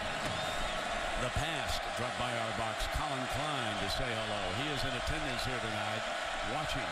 And Hubert gets the first call into the middle of that defense. And let's go down now to Heather Cox. Brent, more information on Texas quarterback David Ash. I've just been told he is out for the game with a head injury. Has re-aggravated that concussion he suffered 2 weeks ago against BYU. He will not return. You're looking at Case McCoy the rest of the ballgame, guys. So Case McCoy, it'll be his turn, but right now the Wildcats have the first series of the second half. So it is second and 7. Down 10, 17-7. Waters going to take off. Great scramble for him out to the 45-yard line. Coach Snyder said, you know, he's not a scrambler, but he can take off and pick up yards. He can. You mentioned Colin Klein. He made this play last year, last couple years, happen so many times. A quarterback counter. It is a slow developing play. It gives the fullback a chance to get around, the backside guard a chance to get around and lead around the right side. And Waters shows some speed and athletic ability enough there to attack this Texas defense. A 17-yard gain. Option look. Pitch now to Hubert.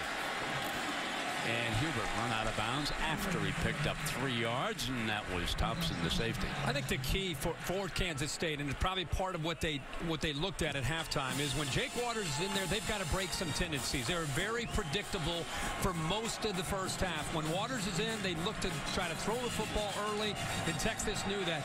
Waters is going to have, at some shots, chance to run the ball and then get back to throwing, which is what he's known for. Must reach the Longhorns' 45-yard line for a first down. They fire incomplete. Lockett couldn't hang on. He had a huge first half. 7 catches for 117 yards, and he just could not get the handle on this one. He's against Carrington Bindum. He does, again, another great route. Gets to the inside. Perfect route. Great execution, other than he just didn't hold on to the football. These Texas cornerbacks, when they've been isolated one-on-one against Tyler Lockett, have lost almost every battle. That time they were lucky he just dropped the ball. Wildcats may come again. 3rd down and 8. Waters steps up, fires, this time got the first down, and he did indeed throw back to Lockett. And a great job of, number one, going back to Lockett, but stepping up in the pocket, right in the middle of the mess. Look at that pocket form around him. Like all great pocket quarterbacks, he's comfortable coming out of the junior college ranks. He steps up into it and delivers a strike going back to his man, Tyler Lockett. So Waters comes out flinging here. He's 9 of 15 for the game. Again, picking daylight. And out of bounds after about a yard, bringing up now 2nd down and 9. You go back to that end of that first half where Kansas State, Brent, you touched on it. It was a pivotal drive where they needed some points, and Waters looks off the safety to give himself a little bit more room, just enough to throw it over the shoulder of Lockett, and then that opened up some running lanes. You can see the separation there and the acceleration there for the touchdown by John Hubert. Facing a 2nd down, they need to reach the 34-yard line of the Horns for a first down. Checking over at the sideline with Bill Snyder's offensive staff. Option. Fumble, Texas football.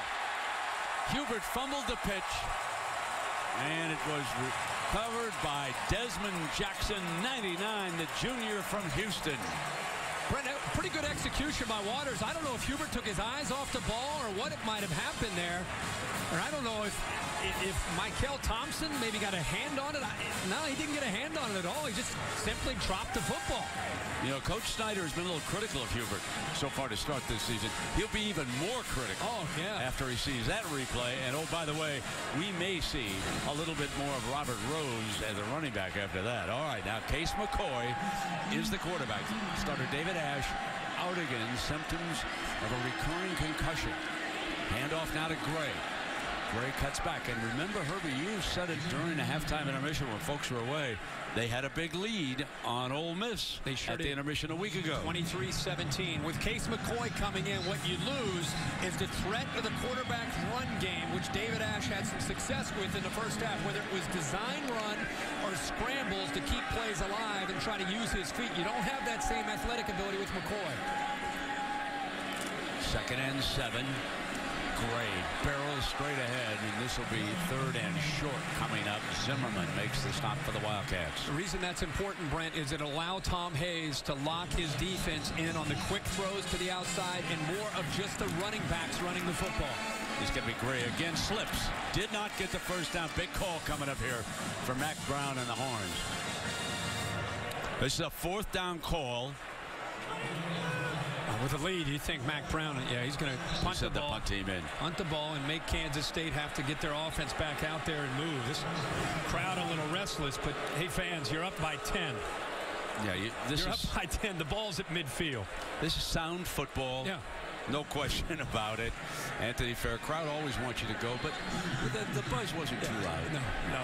And John Cooper used to say, y'all want to gamble, but you want to gamble with my chips. they fake it for a first down. They go to the short man. How about this? Called it at the right time. Alex De La Torre was the upback, the fullback from nearby Denton, Texas, just outside of Dallas. How about Matt Brown? He says, I will gamble with my chips. How about that? And again, for Kansas He didn't State, cross you and me up. I mean, for Kansas State, you got to win what? The turnover margin and special teams. Field position, all the little things that add up. There's another special teams advantage for Texas here in this game. And there's a penalty flag on this play as they barrel straight away. It's interesting now. That's usually something that Bill Snyder and the Wildcats have an advantage in. But here, special teams going to Mack Brown and the Horns. And Snyder cannot be happy. First, a fumble, remember. Offside by the right defensive end. 5-yard penalty. They've beaten Texas 5 straight times. They're 7-2 against Mack Brown. And I bet you if you and I went back and looked at their 7 wins against Mack Brown, you would see those things. They would win the special teams battle. They would win the turnover margin.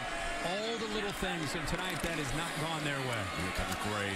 Picks his daylight.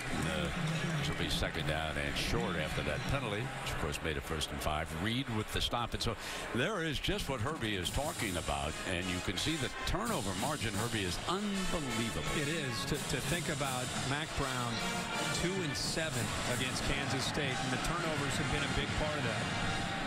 Second down and 4. The Big 12 opener for both these teams. K-State, the defending Big 12 champion. And Gray bangs ahead. So Major Applewhite telling us that this is the young man who's going to get the call in the second half. We need to keep him going. What we saw on tape about Gray is he picks daylight better than the other running backs. The guys up front are sustaining their blocks. They've lost the threat of the quarterback run, becoming a little bit more predictable with the running back running, doing a great job of controlling it up front. Coming right back with 32, a full dose. Touchdown, Texas.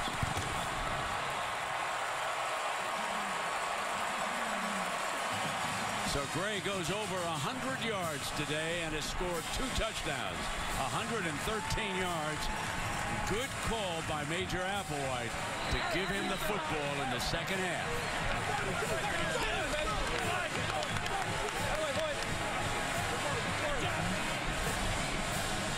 This could be prove to be a big night, not just for Texas if they're able to win this game, but Jonathan Gray starting to really assert himself within this offense. A big night tonight so far.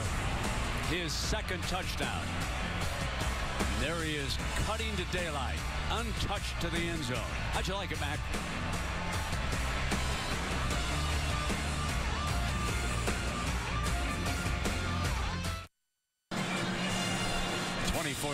Major Applewhite, remember, has now gone upstairs. He was down on the field when the season started. He gets a cleaner look at all 22. A little bit quieter up there for your play caller. Mack Brown wanted him upstairs.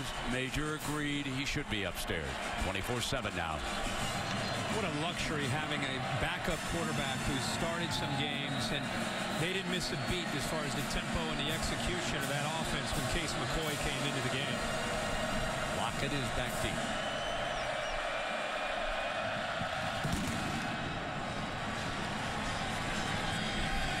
They come out on the 25-yard line. Go back. Don't forget the fake punt. Look at Garrett Porter, big 73. Boom! He just submarines and buries the guy. But that was 4th down, deciding the fake punt. And then here's a great block right here by the left tackle, Donald Hawkins. The linebacker actually takes himself out of the play by shooting a gap. And here's a good block right here by the wide receiver on the outside to open it up by Marcus Johnson. And then there's the vision. We've seen it all night from Jonathan Gray. He bounces it back into the middle and has some serious juice for his size. McCoy talking on the phone to Major Applewhite upstairs. Colt McCoy's younger brother discussing what they're going to continue to do. He's replaced David Ash. Jake Waters with Kansas State behind 24/7. They leave the passing quarterback in, and on 1st down deflected. It'll be 2nd down and 10 coming up. The Mike linebacker right there. Now I want to talk about the defensive coordinators here, but I want you to take a look at the average points. Greg Robinson, the year before, they won a Rose Bowl over Michigan. Gene Chizik was here from 05 to 6, and Will Muschamp never came in. But look at the points. Robinson allowed 17.9, Chizik 17.3 yards. Muschamp only 297. But all of those fellas are down from what Manny Diaz was doing here with the defense. So that is why Mack Brown made the change. Now, taking off is Waters. And Waters is across the 30-yard line. This will bring up a 3rd down. Herbie. Yeah, and I think another thing that had to do with that defense and their dominance was the continuity that they had as a group when they changed from one coordinator to the other. The other thing is you love the NFL. A lot of guys who played on some of those defenses play on Sundays from some of those players, those teams that they had in that era. 3rd down and 6. I don't know if he's disguising or if he's showing pressure here. It's kind of safety that Josh Turner sneaking up there. Waters from the pocket, in trouble, and down. K-State is forced to punt. Play has been whistled down at the 30-yard line. And Waters, with his background, is comfortable. We've seen him make a lot of plays tonight from the pocket, but at some point he's got to know when to get out of there. I mean, you respect that he wants to try to give this play a chance, but at some point you'd like to see him try to get away from some of that pressure instead of just sitting there waiting for a receiver to open up downfield. But great coverage downfield by Texas' secondary. Again, they're all over that punter. He goes down. No penalty flag.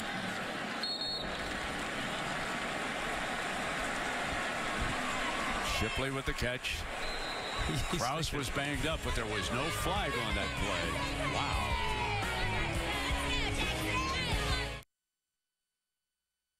Saturday Night Football presented by Windows. Brought to you by Pacific Life. For insurance, annuities, and investments, choose Pacific Life. The power to help you succeed. Ford. Only Ford gives you EcoBoost fuel economy and a whole lot more. And Axe. Girls are getting hotter. Keep your cool with new Axe Black Chill. The Longhorn Network celebrated its 2nd year on the air down here in Texas. That was in August. Doing a fine job. Folks, Coach Bill Snyder has a beef. You've got to protect punters. And the rush man got through, and Reggie's over. The first time I'm going to second guess the referee tonight. Watch the face. You've got a call, a penalty. They were very exposed after they punt the ball. I'm telling you right now. Yeah. Bill Snyder evidently did not like the explanation. That was 4th and 5, so it wouldn't have mattered if it was running into the punter or roughing the punter. It would have been a 1st down for the Cats. Meanwhile now, 1st and 10 for McCoy. Here comes McGray. So Jonathan Gray bursts again. Trey Walker making the stop. What a night he's having. What a great block by Malcolm Brown. You know, he's a tailback, but he lined up as a fullback. Felt the blitz right away by Randall Evans and picked it up, pushed it into the inside, and allowed the back, Gray, to bounce it outside. Major Applewhite, in describing why he wanted Gray on the field, said he has the burst, he can change direction, he can turn a 7-yard gain into a 15-yard gain, and Gray here tonight has rushed for 125 yards and 2 touchdowns. Malcolm Brown gives him a little bit of a breather here.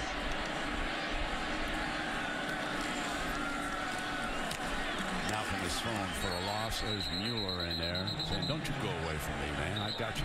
that time the defensive line just taking a little bit of a risk. They're a bit overmatched tonight. They're slanting and angling. That time they slanted towards the sidelines. And they guessed right. They were able to slip by the right tackle, Kennedy Estelle, and Ryan Mueller using his quickness that time to make that play. Case McCoy has not attempted a pass yet since he's been inserted into the lineup here in the 2nd half. But Major Applewhite is keeping the clock running. There is the first pass. Shipley picks up a few yards on it, and Kip Daly. We've said Kip Daly's name a lot here. We sure have. You know, he's one of these new corners that when they go to nickel, he's got to be out there on an island quite a bit. He had 2 interceptions last week. We said earlier he took one of them back for a touchdown against UMass. And if Kansas State wants to get back into this football game, here's a 3rd and long. They got to get the ball back to their quarterback, Jake Waters.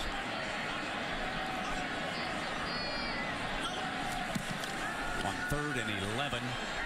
McCoy throws downfield for the first down to Kendall Sanders, who had a big 63-yard touchdown pass from Ash in the first half. So worried about getting beat deep that on 3rd and 10, look at that soft coverage.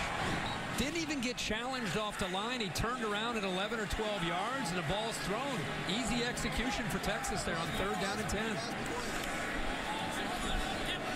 Out of respect, you got to be worried about these guys getting behind you, but in 3rd and long, you might want to tighten it up a bit. First down and 10, and they continue to use Malcolm Brown. It's 3rd down and 10. You can see the corner. Roberts already giving him a big cushion, and then he's bailing. He's dropping back. Maybe he's having a lingering effect from that big touchdown he gave up earlier to that same receiver, Sanders. Malcolm Brown for the first down, across the 30-yard line. You can see they have brought the clock down in the 3rd quarter already to 5:22. How about those big boys up front? I mean, just really having their way against Kansas State. Pushing him, and I think it's been a good job of mixing in not just a balanced attack, but to the outside, back to the inside. Play action. McCoy. Incomplete. 2nd down and 10. Ryan Mueller again, and there is Hicks, the outstanding linebacker, and he is being carted off the field. Remember, they've already lost starting quarterback David Ash. Hicks, he needs to stay healthy and stay on the field here for the Longhorns. They really count on him. Yeah, he has had to fight through some injuries in his career. Out of Cincinnati, Ohio, came all the way down to play for the Texas Longhorns. 2nd down and 10. The handoff to Brown, and now it's going to be 3rd down and long coming up here for Case McCoy. But again, they bring that clock down inside of 5 minutes, 24-7. Horns with the lead. Back in the old days, we'd come in here and it'd be Colt McCoy and Jordan Shipley on 3rd down and 9. And Case McCoy has that same relationship with Jackson Shipley, who'll be closest to him on the left side here. See if number 8 can make a play. Looking in that direction. Pump fake, don't come back. Nothing doing. That was jumped beautifully that time by Blake Slaughter. And that time on 3rd down, Kansas State did bring pressure. They did tighten up the coverage on the outside. And as you said, really good job of just sniffing this out. This screen never had a chance. The linebacker locked into the running back. Blake Slaughter is there before the back had a chance to really even catch the football. So here comes your 45-yard field goal attempt by Anthony Farrah. Made one earlier. 27 yards. Pulls this one to the left. No good. And it'll come back out to about the 28-yard line for Kansas State. So the Wildcats get the ball back after the missed field goal, and you're watching ESPN Saturday Night Football on ABC. College football bus is here, and a reminder the tailgate week fired up by Kingsford Charcoal is coming October 5th. Our driver Matt Bull will be pulling away and headed for Columbus, Ohio, where next week we will have Wisconsin and Ohio State on ABC at 80. Jake Waters still in the quarterback here. 24-7, Texas with the lead over Kansas State. With that one touchdown drive late in the 2nd quarter. Otherwise, they have been dominated by Greg Robinson's new look defense here for the Horns. Sideline complete to Lockett. And let's check in with Robert Flores for an update. Robert? Yeah, Robert, and they ducked a bullet, the Wolverines did last week against Akron. Can they do it again? Keep us tuned into that one. Wow. Very complete here, Herbie. Very surprised that while we talk a lot about Tyler Lockett, at this point, he has 9 receptions. He's the only receiver tonight to catch a football for Kansas State. they've thrown the ball to Hubert out of the backfield, but at this point, I mean, and Lockett's going to continue to make plays, but Jake Waters has got to find some other receivers and even a tight end to try to help him out. Lockett can't do it alone.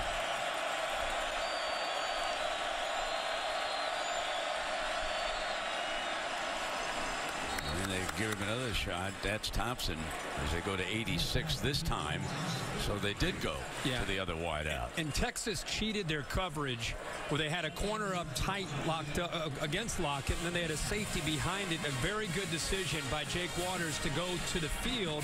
Much longer throw, but at least they pick up the first down, and a nice effort that time by Thompson to secure the football. Only 3:23 left here in the third quarter. Here comes Hubert. Cut to daylight. Comes across midfield, battles his way for a few extra yards. Remember, his fumble turned into a Texas touchdown here in the second half. Pretty good effort here by the right tackle. Rooks getting up to the second level. He's a big man to get up there, over 300 pounds. But this is the second time we've seen Hubert. He loves to go to kind of laterally create those vertical seams, and then he has that vision and experience of knowing when to hit it and accelerate upfield, and they pick up that first down. 14 more yards, 41 yards on the ground. Hubert stays in. There's big Gronkowski, yes, he of the famous Gronkowski family. This one of the young ones, Glenn. Rob, of course, the star with the Patriots. Fires it off complete to Lockett now. Speaking of the NFL, get your NFL Sunday started on ESPN, 10 a.m. Eastern. NFL Countdown, Chris Berman and the gang provide all the latest news and updates from stadiums around the league. Love the stories, folks. You're not going to want to miss a Patriots fan with an incurable heart condition who met Tom Brady and spent the day with him. Then 11 a.m. on ESPN2, Fantasy Football. Get your team ready. Gave him Eifert last week. Yeah, it was a good call by you. You see the quarterback, second time in a row, he's seeing man coverage, one-on-one coverage, and he's trying to find the receiver. Last play, this time he's trying to run the football. He's short of it. A second down below with Heather Cox. Well, guys, Greg Robinson's new defense without one of its stars. Linebacker Jordan Hicks is in the locker room. You saw him get carted out. He has a left ankle injury. He will not return. Very frustrating for a guy, as Herbie mentioned, has been injury-prone, suffered a season-ending injury last year against Ole Miss. So now Texas without one starter on offense and one on defense, guys. Two big-time. Yeah, those are big-time players. Yeah. And there's a big 3rd and 1 for that defense right now. Waters tried to pick it up himself. It's going to be close. Looks like it's going to be spotted short of our unofficial yellow line there.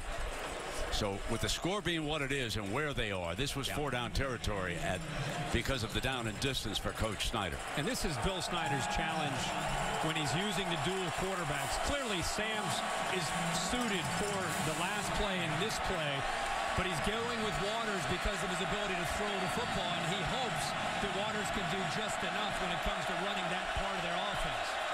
B.J. Finney, and there was a crash across the line. I think they may have drawn Texas offside on this play. Let's see, Finney was applauding there.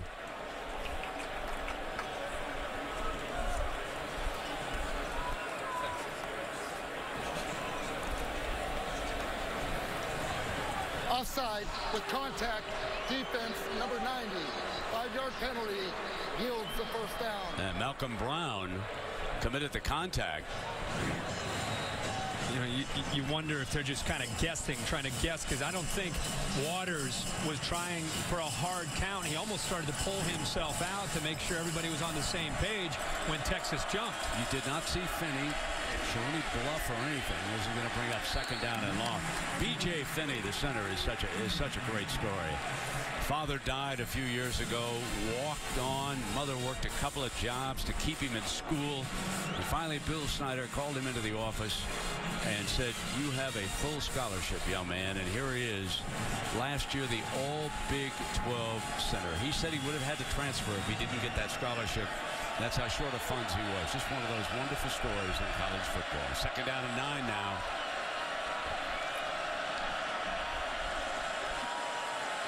Firing to the near side, incomplete. Lockett was going a little bit deeper and didn't break that route off. Now, they weren't on the same page, but you could tell that he had what he wanted into the boundary, a shorter throw, one-on-one, and a chance to try to make a play against a corner in Evans who hadn't played as much as some of the others.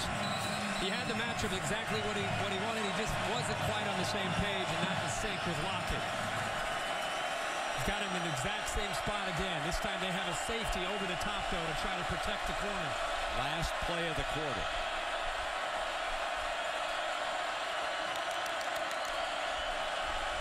Waters runs away from the pressure. Got the first down into the red zone. Across the 15-yard line as we've come to the end of the third quarter. But so far, Texas is winning not only the game, but also the turnover battle. Back after this message and a word from your local ABC stations.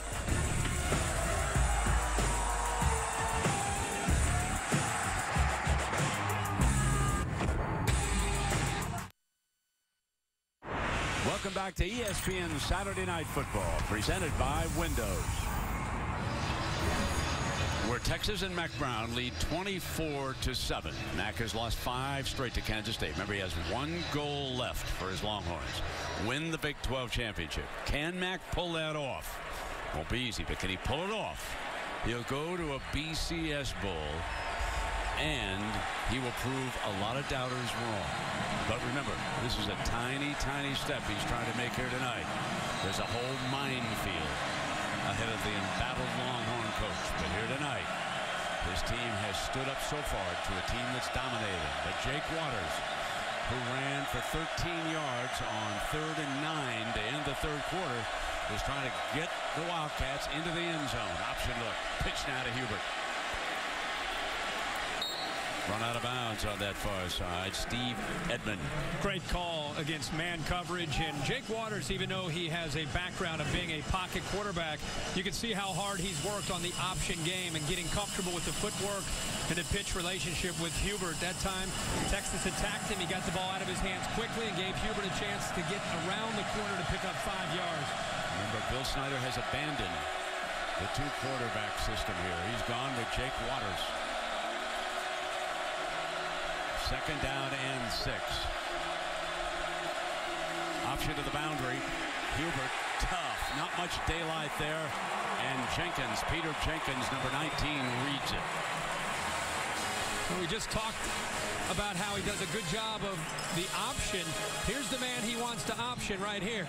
He needs to attack him and take him out of the play. He didn't attack here. And by not attacking there, it allows the defender to make the play. Jenkins baited him and then used his speed to chase Hubert down. And make that solo tackle. So here's your 3rd down and 11.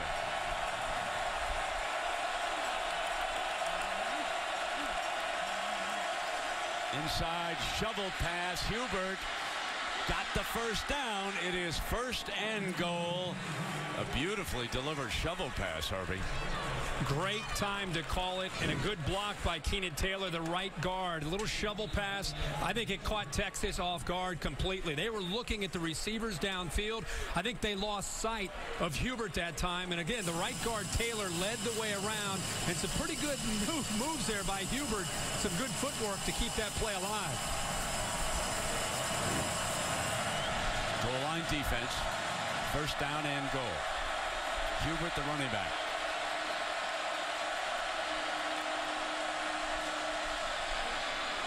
Battling touchdown. Kansas State stays alive early in the 4th quarter.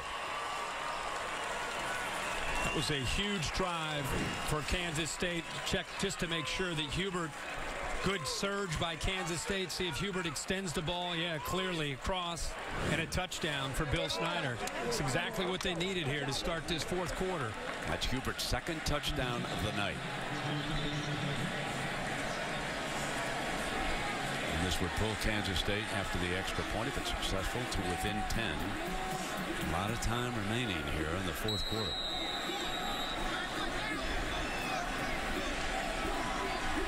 Kansas Kansas State's goal when they play these teams for Big 12 powers with a lot of ability.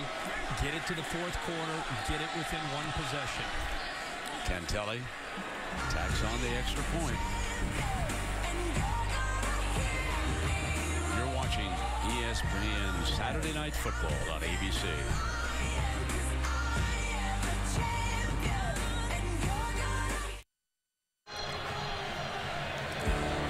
Well, they're widely regarded as football's first family, so join us as we revisit the upbringing of the Manning brothers with never-before-seen footage, stories from their childhood all the way to their NFL stardom. SEC Story, The Book of Manning, Tuesday at 8 p.m. Eastern on ESPN, also live on Watch ESPN. For those of you who like this, I love the Giants in Carolina. I love a desperate Giant team. Eli Manning is better than he looked last week. Do that what you might with that. Here we go. Oh. There you go. Giving tips now. Fielded at the 10 by Sanders. Swinging wide to the right. Blasted out of bounds at the 35-yard line. Well, Herbie, take a look at the Pacific Life game summary. Get everybody up to date. Texas's defense heard all week how bad they've been in their last two ball games. They came out with an attitude. First 4 possessions, Kansas State couldn't do anything. They had 4 punts. Gave David Ash a chance to settle into this game. Hit a big play to Kendall Sanders for a touchdown to give Texas an early lead. It kind of get David Ash going. And after that, he just handed the ball off to Jonathan Gray. And Texas stepped out to a big lead, 24-7. But Kansas State, all of a sudden, is pulled within 10 after that last drive to get it to 24-14.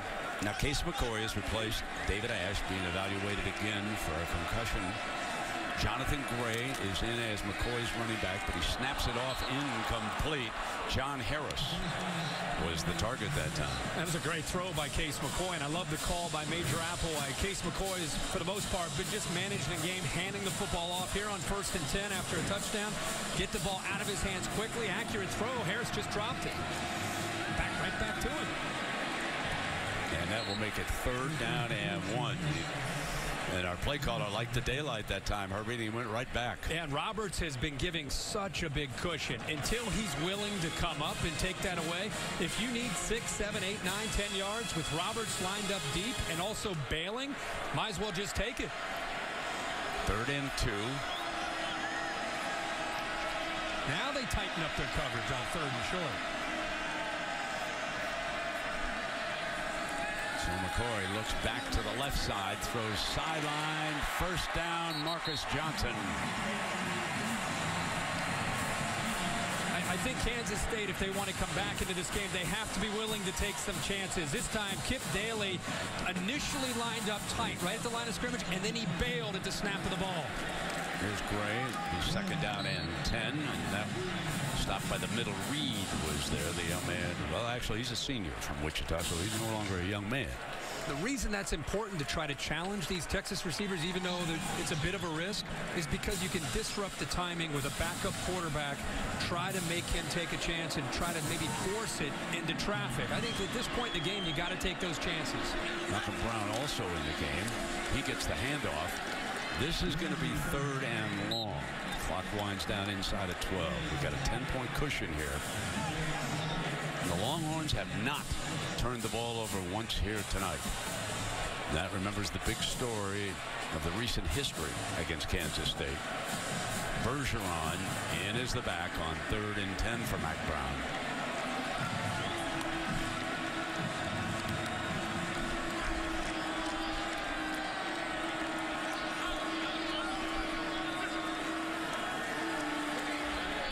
Case McCoy, far side, knocked away. Penalty flag, however. Roberts with the coverage that time on Harris. And there is a penalty flag.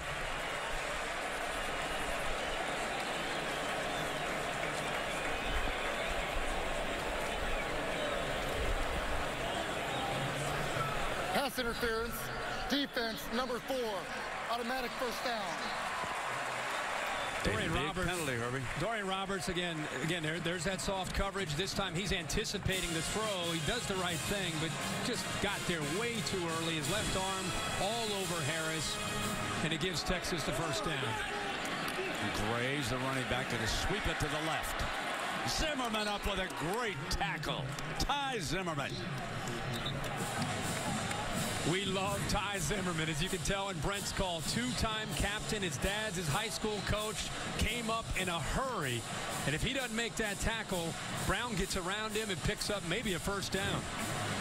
There is Pop. He's fired up after that play. Drives to every game following his high school game. Doesn't miss a game. Second down and 11. Play action. McCoy. Boundary side, and a great grab that time. Marcus Johnson. They picked on Kip Daly that time. It's a simple read for Case McCoy. If the defensive back stays up, you go over the top, and that's what he did. He sat on the underneath route. Now they come back with Gray, the running back, for a couple of yards after that 21-yard completion. So Major Applewhite and Mack Brown did not sit on it. They went up on top. Mack wants another touchdown here. 10-26. He knows 10's not enough. Case McCoy feathering that in there, and an outstanding catch that time by Johnson. We've seen a couple that he's made on that far boundary where he's had to get his feet down and stretch out to make a play. Bergeron. He's got the carry. Bounces outside. Broke one tackle and battles his way and picks up a little over a yard. Tough run. I think that's why you have to swarm as a Kansas State defense. It took 3 defenders that time to slow him down. Here's 3rd and 6 coming up. And it looks like Malcolm Brown may have checked in from the sideline. There he is. So he's going to be the running back. Here's your 3rd and 6. Press. Here they come. Malcolm Brown tries to bounce outside. Zimmerman couldn't hold him up. Dives for the end zone. Touchdown. What a great run by the junior Malcolm Brown. They blitzed the 2 linebackers up the middle, and Texas ran to the outside. There's the effort again by Ty Zimmerman to try to get a big play for this defense. And when he wasn't able to make the play, Kip Daly had no chance of taking on Marcus Johnson and also stopping Malcolm Brown from scoring. Malcolm Brown did a great job of staying in the air until he broke the plane with that football. An instant replay, maybe taking another look at this, but I just thought it was a great effort by Brown.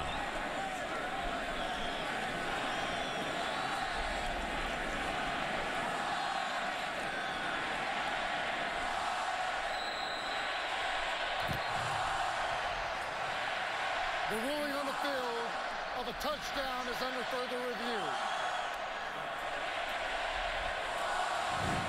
Here's a look we haven't seen. Knees are still up. Dives. Oh, it's close. It sure is.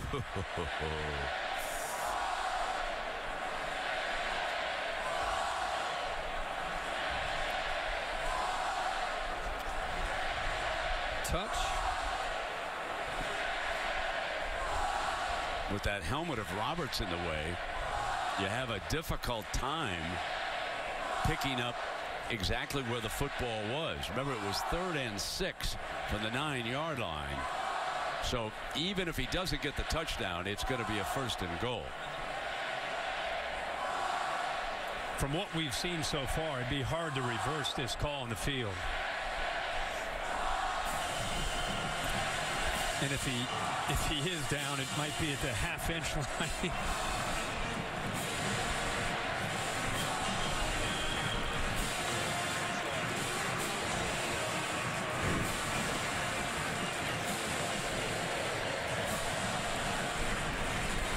Talked about Jonathan Truman and Blake Slaughter, the 2 inside linebackers. See him right up the middle. They got picked up. And there's that vision from Brown bouncing it to the outside, and the effort that you talked about, Brent, to try to get it into the end zone. Kansas State did roll the dice there by blitzing those backers.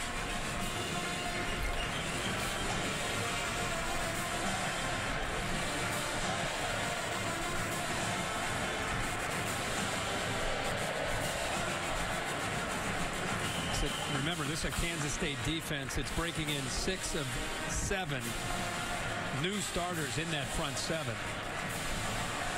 3 new starters in that secondary. This is their first time on the road.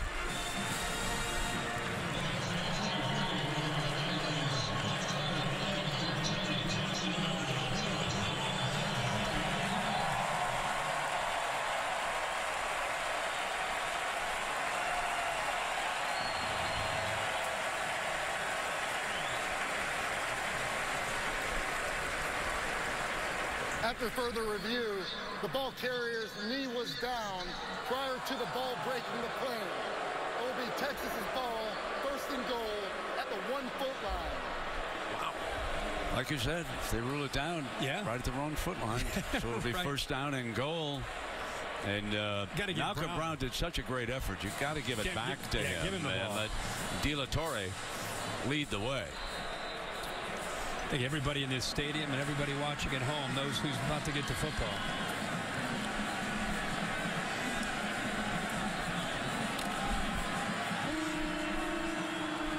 There's your ISO look to the offset a little bit, the fullback to the right. Here it comes, cut away, bangs into the end zone. Still no signal. Touchdown.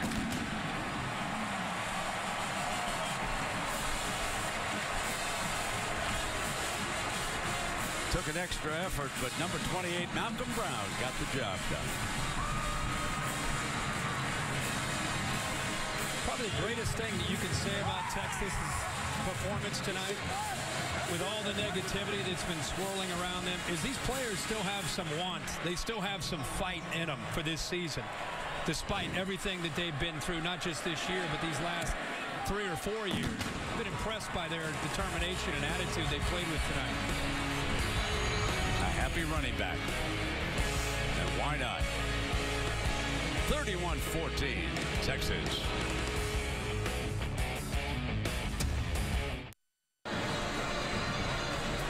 Saturday Night Football presented by Windows. Brought to you by Windows. Chick-fil-A. We didn't invent the chicken, just the chicken sandwich. And Rush from director Ron Howard and based on the incredible true story. Rush in theaters Friday. Yeah, Bevo says eat a lot of that Chick-fil-A, gang. And a reminder to stay tuned, except on the West Coast, for your late local news over most of these ABC stations. Of course, SportsCenter on ESPN will have all the scores from a very, very busy day. Big show here for the Texas Longhorns. Herbert, you were making a point about the youngsters and the coaching staff. Yeah, I've just been really impressed. It's been a tough week, you know, on the outside, the local talk shows, the local columnists. You know, this morning, you know, on College Game Day, it's been going on all week. It's been going on since the BYU game. And you wondered what they might have left in them. Mac Brown talked about we still have the Big 12. We still can make a run and get to a BCS bowl game by winning the Big 12. And they're not going to celebrate that tonight, but I've just been impressed with the way they've come out and played as players tonight. They played with some heart. Much as people criticized the lack thereof, they've shown some heart tonight.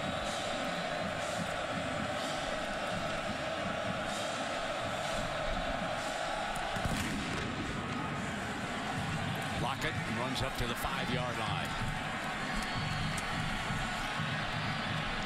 Now to the 27-yard line. Well, you have to go back in time to the last time that the Longhorns were able to win. Chance Mock was the starting quarterback that night. Al Roberson, great quarterback for Kansas State. But in the end, after he gave them the lead, it was Vince Young off the bench. And who does he search out after the one-he touchdown? The man he replaced, Chance Mock. And that, folks, is the last time. Remember, the year they won the championship, the Longhorns, they did not play Kansas State. When the Big 12 was in divisions, you did not play every team in the other division. But it has been 5 straight wins coming into this game for the Wildcats, and that was a first down, and beginning to look like Jake Waters is going to be established as the Kansas State quarterback. And I think as Kansas State goes into the rest of their conference play, as much as Bill Snyder wants to give both guys a chance, it does appear that Jake Waters, because he can throw the ball, if you don't, then people are just going to load up against Sam's in the running game. At least Waters can do just enough for the running game and the option attack. First down and 10. Offensive line holds. Incomplete. Let's check in with Robert Flores for an update. Robert, go figure. That one we thought would be one-sided, and this one we thought would be close. But that's why they play the games. And Texas leads this one 31-14. 8.5 minutes remaining for Kansas State. Second down and 10. And a wrestling match with the clock still running on that sideline. Thompson, the receiver. I think that's what Texas wants to do right now. It's not just about trying to get Kansas State off the field. It's about securing victory, getting pressure on Waters, trying to keep the ball in bounds. These defensive backs have played pretty well for the most part tonight.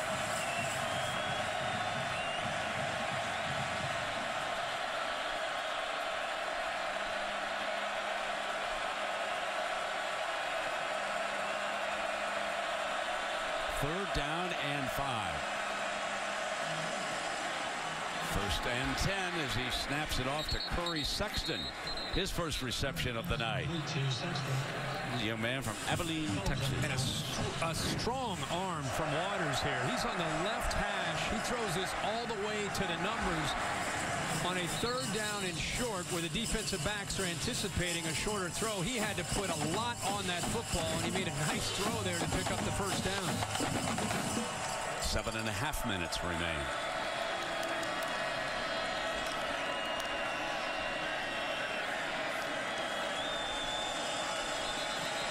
Waters going to go deep downfield, and play had stopped. So Duke Thomas picked it off, but it didn't matter because the play had been stopped. Well, there is a lot that went on there. You had Mack Brown and Dwayne Aquina trying to call a timeout. We've got a flag down. Just what happened first?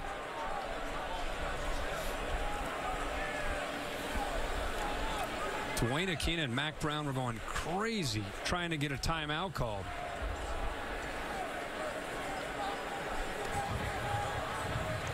Prior to the snap, Texas called a timeout.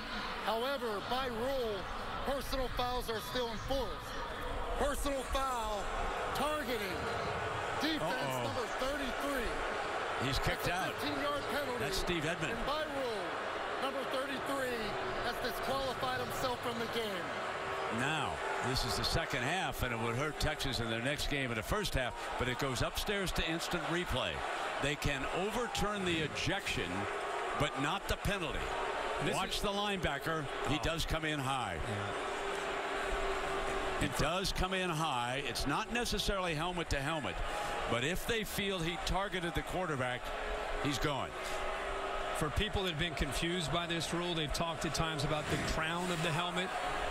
A defenseless player, in this case a quarterback, after he throws the ball, if he's hit above the shoulders, it's targeting. You can use your forearm, you can use your face mask. It doesn't matter what you use to hit a player.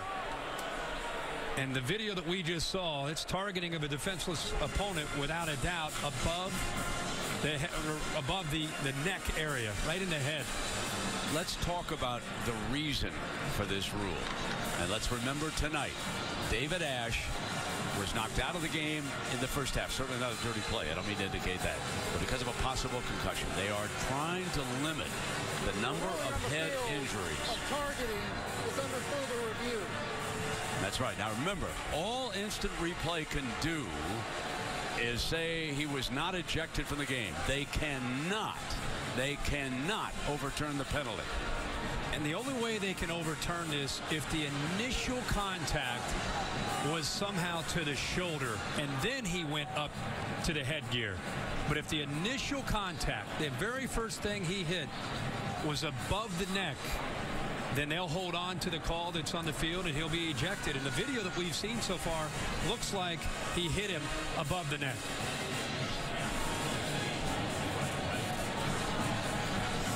So again, if Edman is ejected from this game, he will have to sit out. Here we go. After further review, the ruling on the field of targeting is confirmed. Number 33 is disqualified. And he is out for the first half. And I believe Texas' next game is against Iowa State on a Thursday night. So he will be out on the road for the first half of that game. And this is what they're trying to eliminate in football.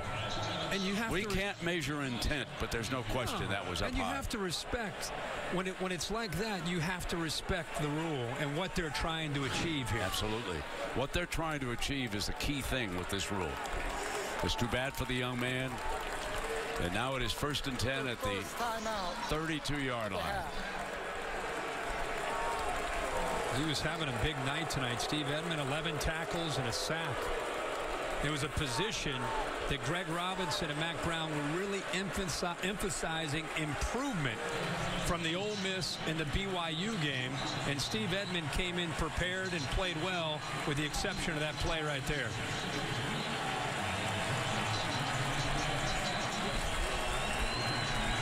You know, we have an official back in the studio in Bristol, Dave Kataya. He is our expert.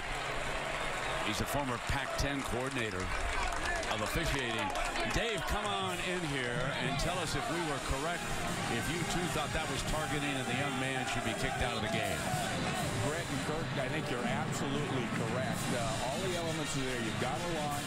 The contact is clearly above the shoulders, and it's pretty clear that his helmet hit the helmet of the quarterback. And you also mentioned that that player's defenseless. He absolutely is defenseless. So well, regardless, we're playing again, and after the penalty, toward the end zone, caught by Lockett. What a great catch. Oh, baby, at the 1-yard line.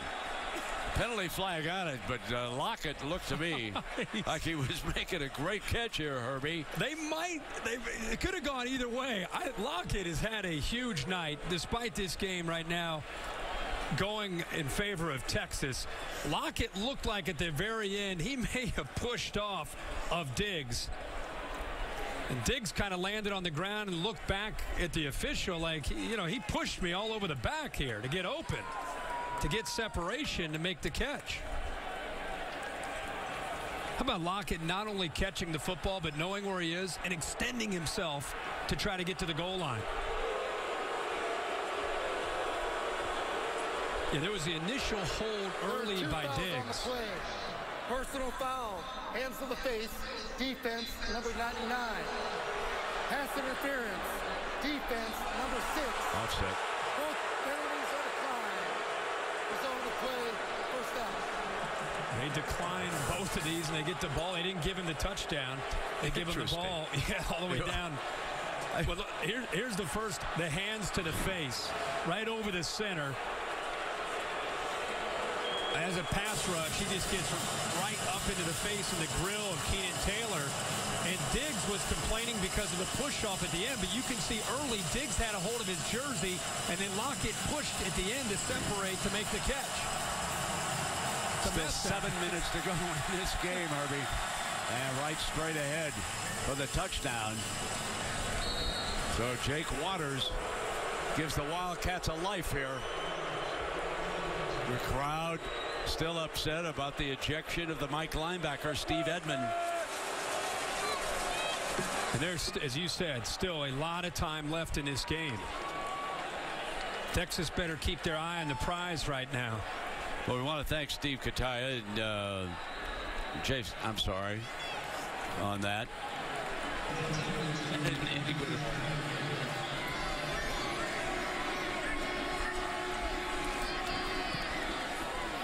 The extra point is tacked on. A 10-point game and still 7 minutes to go. Hang on, everybody.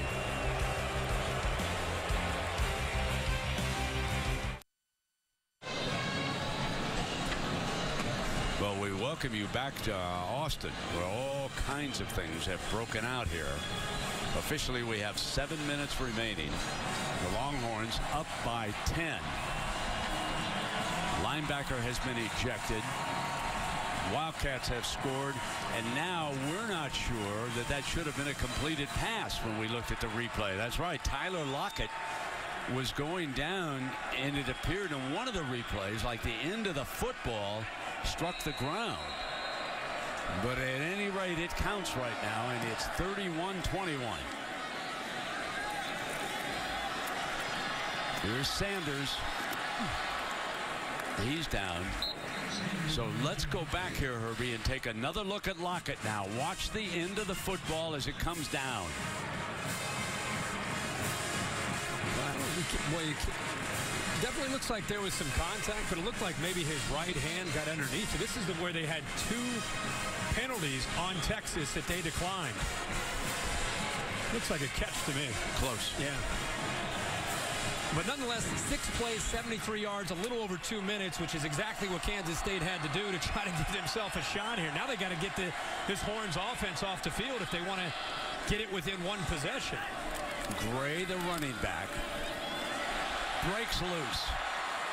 And that is why Major Applewhite wanted him as the #1 running back here tonight. A well-designed play. This is just going to follow his block of the tight end. Swain cuts it back. He's been doing this a lot. He's been bouncing it to the outside. This time he cuts it back, a design cut back. And I think this is almost a coming out party for Jonathan Gray. He played well last year. You talked about how Major Applewhite feels like he's emerged. Tonight we're seeing he's really asserting himself. 137-yard night, Herbie. 2 touchdowns. That's right. Exactly. First down and 10. Applewhite goes to work on the clock.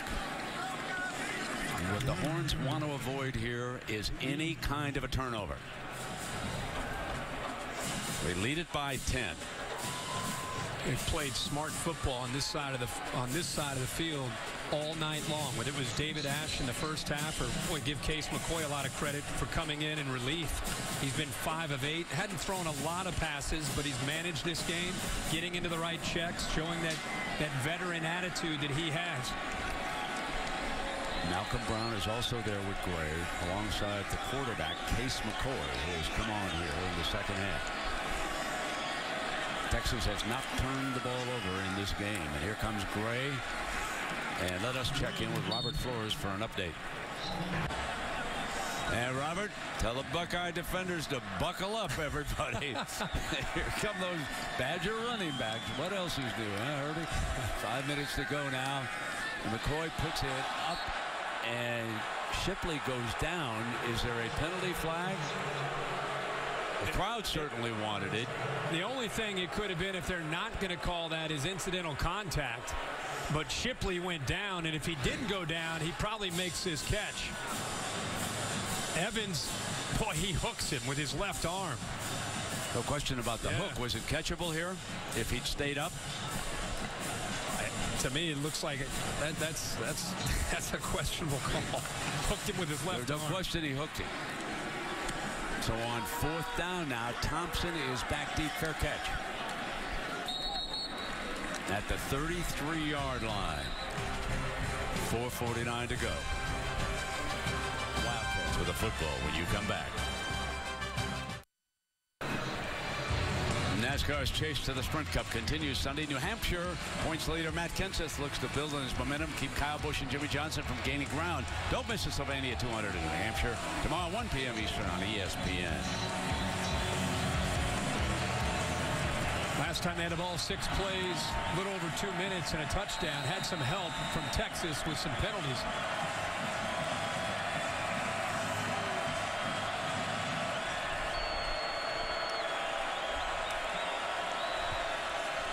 Comes a blitz right here. It's Santos being forced into this game with Edmund out of it, number 55, who walked back complete on 1st down. Thompson out to the 40-yard line now. Well, Jake Waters, as you know, with under 5 minutes to go now, 3 timeouts, 2 possession game. He's got to get these guys. He's got to have some urgency, more urgency than what we're seeing right now.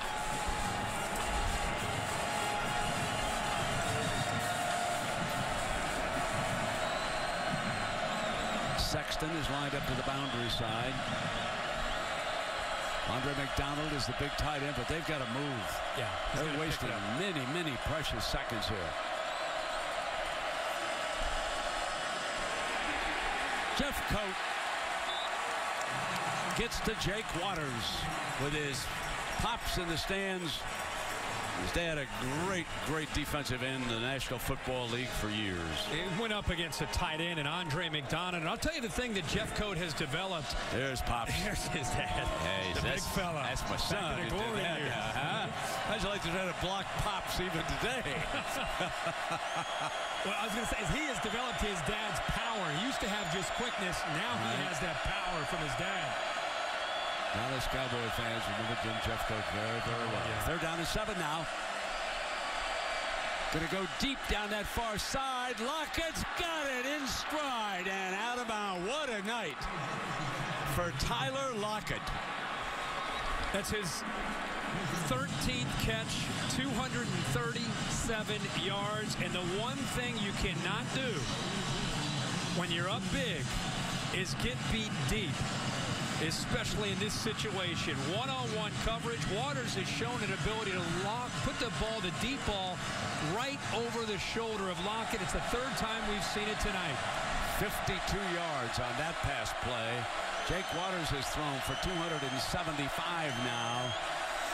Remember, they're down to 3 minutes, and they need 2 scores. They can't sit on 1. Option boundary. Huger cut off. Santos was over there to help cut him off, and Jenkins. So the 2 linebackers got to that option look, and there is Lockett in stride, Herbie. It's the one thing you can't do. And Greg Robinson, in his defense, he's been here for just a couple weeks trying to get this thing figured out, streamlining some of their disguising and what they're doing defensively. That time, the next play on the option, great play by Santos to keep the running back in bounds and keep the clock moving. Remember, he replaced Edmond, who was ejected from the game. Number 55. They're using the entire play clock. Look at this. End zone, incomplete. And a penalty flag is called on Texas Phillips. Horns are arguing that it was uncatchable.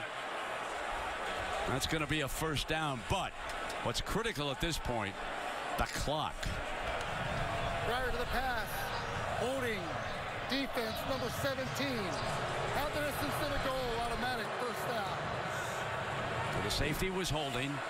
Yeah, there's no doubt about it. He's doing anything he can to slow down Lockett in the night that he's had. Remember the quarterback got hit earlier by Edmond? This time his backup Santos makes sure he goes low when he hits this quarterback, not to come anywhere close to hitting a defensive player high.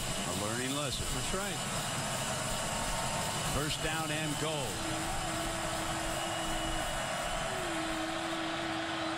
K-State needs 2 scores.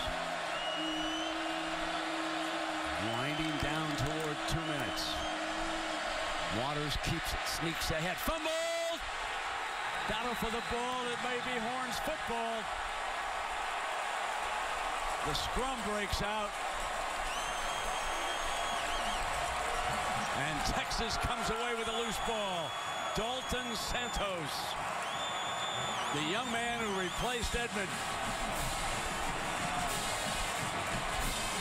You know, there was a seam and there was a crease for him to be able to try to slip through. It's not his strong suit. This is something that Waters doesn't always do. He just ran to the backside of Whitehair, and the ball came out. I mean, they were getting a push. Well, remember Herbie told you at the top of the night that Kansas State had won the battle of turnovers against Texas in this 5-game winning streak. Not here tonight. And look at Greg Robinson. Look at the new defensive coordinator. 62 years young. He's back in business.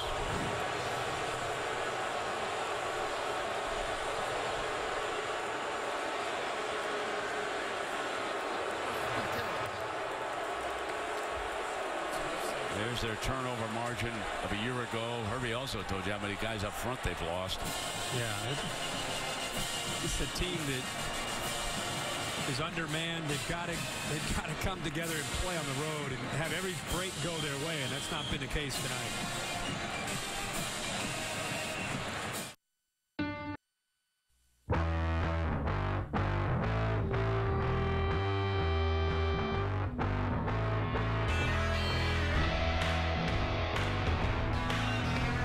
At UT, you'll find plenty of alumni to look up to.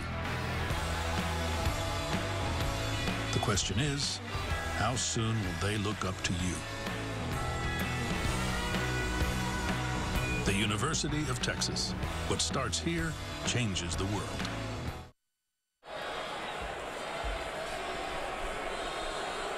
And we welcome you back to Austin, Texas.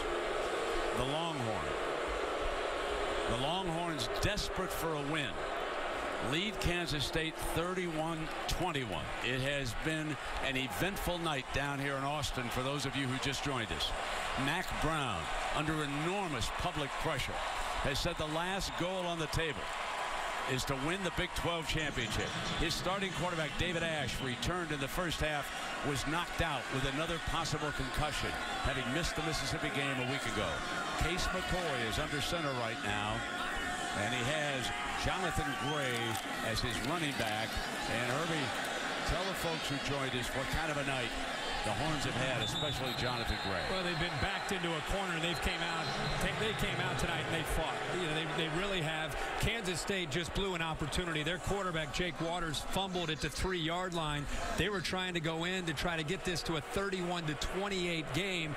Texas got the fumble and got the football back here late in this football game, or it could have been a very interesting finish. So we're going to take you back, and we're going to get those of you up to date. This was the handoff to Malcolm Brown, who barged across for the touchdown. Now, this is what Herbie told you about. He's going to run up the backside of his guard, lose the football, and a linebacker, a backup linebacker, Dalton Santos, recovers, and he replaced Steve Edmond, who was kicked out of the game for targeting. And there is their new defensive coordinator, Greg Robinson's reaction. Those of you who are watching us in Syracuse and Ann Arbor are probably saying, we never saw Greg celebrate like that when he was with us. No. But it is such a nice story. Greg Robinson has come back. He was once a defensive coordinator. He has changed up things, and Herbie, they've allowed only 399 yards here tonight. And this is a defense that 2 games ago gave up 550 yards on the ground alone to BYU and 272 yards on the ground to Ole Miss last time out. And the handoff to the go-to back. Gray has rushed 26 times for 138 yards here tonight. And the 2 quarterbacks, David Ash again, played only the first half. Yeah, he missed last week because of the concussion in the BYU game. He came out, played very, very well in an up-tempo style of offense. He did get dinged, so they held him out at halftime to start the second half, and Case McCoy has stepped in. Hadn't had to do a lot, but he's managed the game very nicely for Texas. Herbie, this is one step, though, for Mack Brown. It's not over. The quest to win the Big 12. And here is the schedule. On Thursday night, they will play Iowa State on October 3rd. Then the big one in Dallas. The Red River rivalry. Can Mack snap that 2-year beating that he's taken at the hands of Oklahoma? Then they've got to go to TCU. You got Kansas. Kansas won a big game today. West Virginia down a little bit, but Oklahoma State and Baylor, 2 of your last. Honestly, Texas Tech. Outside of Kansas and West Virginia, there isn't any game on their schedule that's necessarily a gimme on a Thursday night to go to Ames, Iowa. Ask Oklahoma State how much fun that is from a few years ago with Justin Blackman and Brandon Whedon, and they couldn't get out of there. So the Wolves are howling at the door. But here tonight, the Longhorns regrouped and turned in by far their most impressive performance of the season. And this will move them to 2-2. And coming up after the game, stay tuned for the Ford wrap-up with Robert Flores. And I think it needs to be said that Mack Brown's taken a lot of criticism, not just this week, not just since the BYU game, but really the last 4 years. In 2009, they're in the national championship against Alabama. The last 4 years have not gone the way he would like or their fan base would like, and people have already been talking about. There was a report this week, remember, that Nick Saban's been contacted. Oh, is Nick Saban going to be the next coach? They're trying to replace him before they even have let him go. He's heard all that. He blocks it out. He's focused his team on getting them ready for tonight, and you got to give him a lot of credit because his team's played with a lot of heart. And you can forget that Nick Saban gossip. Here is Farah from the end zone. And this is Thompson. Picks it up. And he's got an alley. Give him a couple of blocks. And he'll head for the end zone. And he is finally stopped near the 10-yard line with 1:26 to go.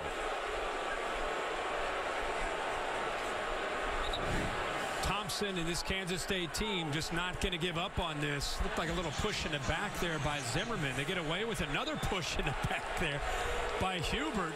And then he gets an alley.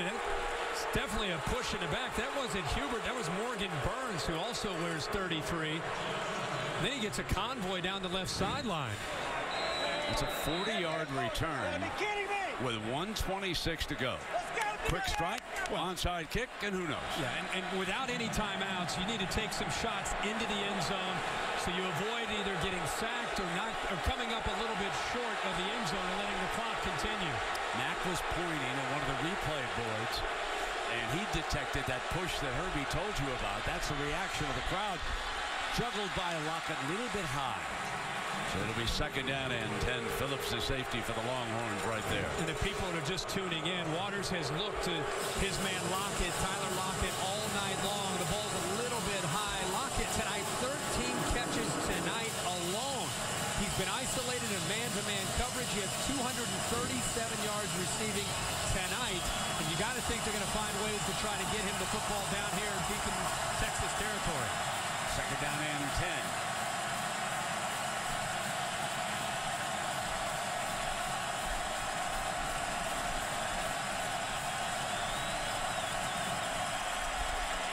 Cal Waters got sacked by Jeff Coat again.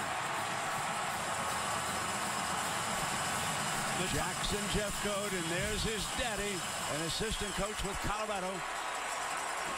He is here tonight. And remember, they're out of timeouts. The last thing that Bill Snyder wanted to see was a sack. This tight end, Andre McDonald, held again against Jeff Coat. He cannot handle that pass rush. They need to help him with a running back. On 3rd and 18. Jeff Coat trying to get there, but his play is stopped.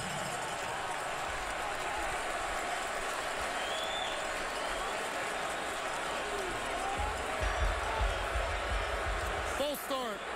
Offense, number 86. That's a 5-yard penalty. It's third down. By rule, the clock was running under 1 minute. This requires a 10-second runoff. Game clock operator, please set the clock to 37 seconds. The clock will start on the ready for play. That's the worst part of the penalty. Absolutely. Running the 10 seconds off. Jeff Coat has 2 sacks in the last 2 series that Kansas State's had, and they both come up against a tight end, Andre McDonald, where he's gone right around him.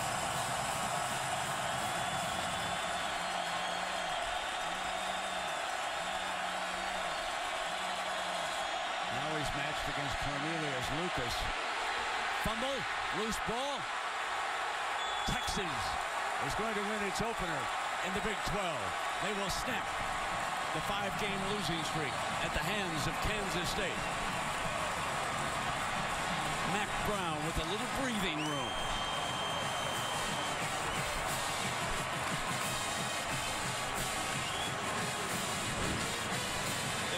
This program and this team really coming alive. That ball is out before his hand is coming forward. This time it's on the other side with Cedric Reed. We've seen Jeff Coat. This time it's Reed. And look at Mack Brown, the relief. The relief for Mack Brown. He's going to be able to secure a victory with Kansas State out of timeouts.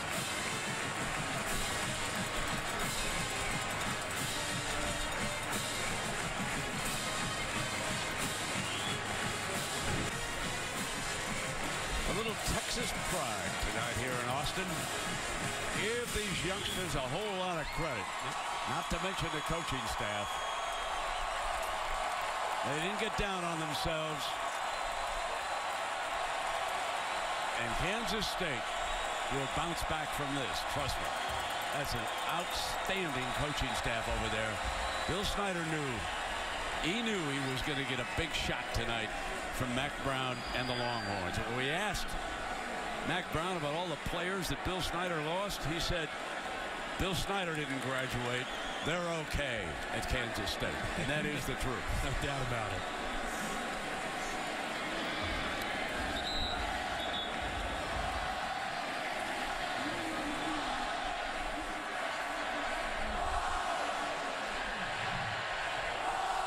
something to cheer about in Austin, Texas tonight.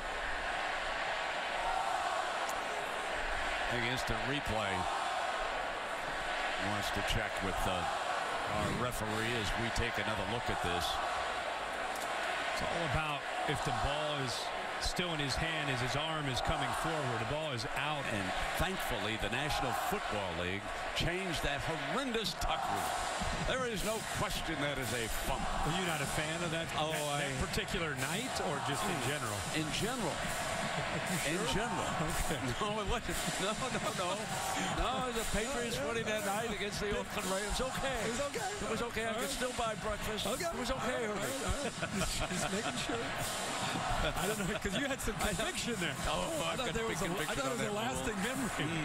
After further review, the ruling on the field that the quarterback had an empty hand has been confirmed. 1st and 10, Texas. This crew's had their hands full tonight, but for the most part, I think they've done a good job. They've done a pretty good job. Yeah, the referee is Reggie Smith again. And then, of course, Walt Coleman, who for a long, long time has been outstanding AFL referee.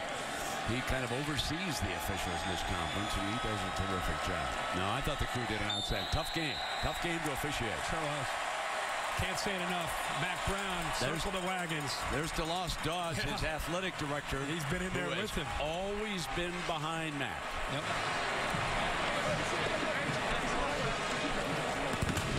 And he'll go see his good friend Bill Snyder now.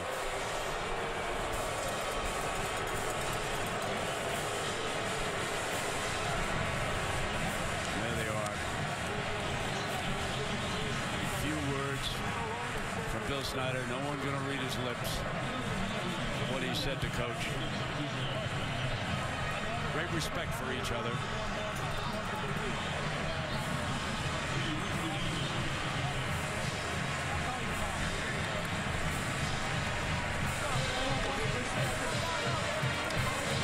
It's an example of why in the coaching fraternity a lot of the guys pull for Mack Brown.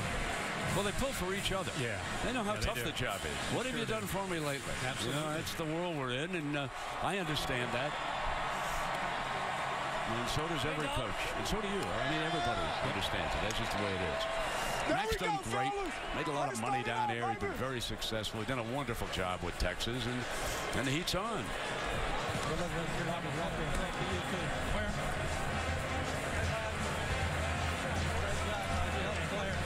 Tyler Lockett did a great job, and of course the big story of the night for me is the fact that David Ash is out again with another possible concussion. It's dancing time here now in the state capitol, and family, Kansas State goes off together as they enter together. Let's go down now to Heather Cox. Brent, thanks so much. Coach, congratulations on the win. How does a win like tonight help change the perception of where this program is? I think it's got a lot of eyes on it tonight, and the guys played hard. Defense played much better. We did more like we wanted to do on offense. We had every bit of adversity tonight we've had throughout the year so far and stepped up and handled it anyway. So I'm really proud of these guys and the coaches.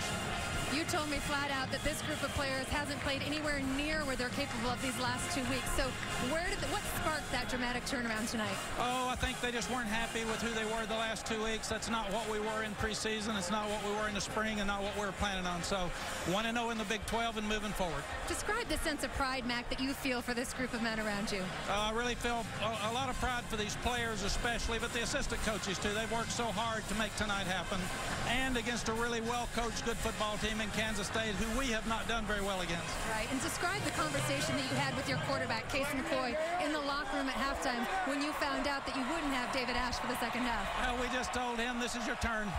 Last week was tough second half. Let's make this one a lot better, and he did. Coach, enjoy the win. Speaking of Case McCoy, Case, congratulations on the win. Coach just talked about the conversation that he had with you, but tell me what your reaction was in the locker room when you found out that you'd be the go-to guy in the second half. Yeah. First off, man, we're just praying for David. I mean, the head injuries are serious deals, and we don't take those lightly. So first, I'm praying for him. Big guy on this team. We all love him to death. But I got the word. Ran out early, got warm, and had to roll. But hats off. I really didn't do much. I handed the ball off to Jonathan and those backs and Malcolm, and they made plays all night, made a couple third-down throws, but other than that, this team finally is coming together. These are games that matter, these conference games, and hats off to our team, our coaching staff. I don't care who doubts us. This team's going to fight in and out, week after week. And we're going to see what happens at the end of the season. You talk about this team coming together. Describe the team this week and how it changed tonight, the mood, the emotion of this group. Yeah. Well, I mean, it's amazing. Our crowd, we've had some bad games we haven't finished, and they're still showing up. They're allowed big impact right there at the end of the game. But, this team that fights. This team has always fought. I think I've said that for 4 years now. It's not anything I've ever questioned. But, the last couple weeks we didn't think we fought at the end of the game, and that was something that didn't matter what happened tonight. We were going to fight, and we're going to come through, and, the score can tell the end if you fight. What did it mean to get this win, not only for this team, but for your coach? That's awesome. We love Coach Brown. He recruited me. I've known him since I was a young guy. But, thank the Lord I'm able to play this game that I love and have a passion for. And, we're ready to move on. We got a week to get ready, get healthy, and then we move on to another big game. So we're excited where this team's going. Case, thanks so much. Congratulations.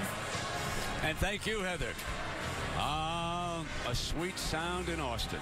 The Eyes of Texas. Sounds a lot better than the boos they heard last week against Mississippi. The Horns win it 31-21. Join us next Saturday night at 8 p.m. Eastern on ABC as Wisconsin takes on Ohio State. Now it is time for the Ford wrap-up. So let's go to Robert Flores. Take it away, Robert.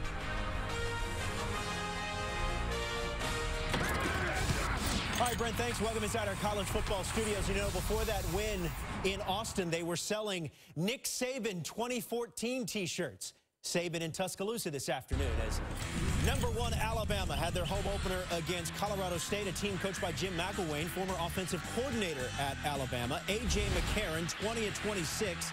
DeAndrew White, touchdown pass. Alabama wins 31-6, 258 yards for McCarron. #6 LSU, all over Auburn at rainy Baton Rouge. Zach Mettenberger, 32-yard touchdown to Jarvis Landry. LSU goes up 35-21. Mettenberger, a touchdown and a pick. Auburn wins, and they will get Georgia next week. Bulldogs survive and hold on to beat North Texas. College Game Day is in Athens next Saturday, previewing that game. Floyd Mayweather tweeting this evening that he bet $200,000 on Johnny Football and Texas A&M. Both of them won, but only one gets money. Manziel, 244 passing yards, another 102 on the ground. A&M wins over SMU 42-13. Florida lost Jeff Driscoll, the quarterback, with an ankle injury in their game against Tennessee. He's done for the season. Tyler Murphy on in relief. Solomon Patton, 52-yard touchdown. Florida wins over Tennessee 31-17. They have beaten the Vols now 9 straight times. David Shaw and the Stanford Cardinal taking on Arizona State. This was the only game of the weekend where it was a head-to-head matchup of ranked teams. Cardinal led 29-0 at the half. Kevin Hogan, Ty Montgomery. Cardinal win 42-28. Urban Meyer and Ohio State all over Florida A&M. This game was over early. Kenny Guyton, the backup quarterback, school record, 6 touchdowns in the win as Ohio State 76-0 over Florida A&M. And next Saturday night, they will take on Wisconsin. Badgers roll over Purdue 41-10. So it's the Buckeyes and the Badgers next Saturday night right here on ABC. Notre Dame only had 224 yards worth of offense, but it was just enough to beat Michigan State. Tommy Rees, T.J. Jones, back of the end zone, got it. Vols have, or the Irish rather, have beaten the Spartans now 3 straight times. And Michigan, as you saw earlier on ABC, or at least some of you did, hang on to win, beating UConn 24-21. We'll see you next weekend. Have a great week.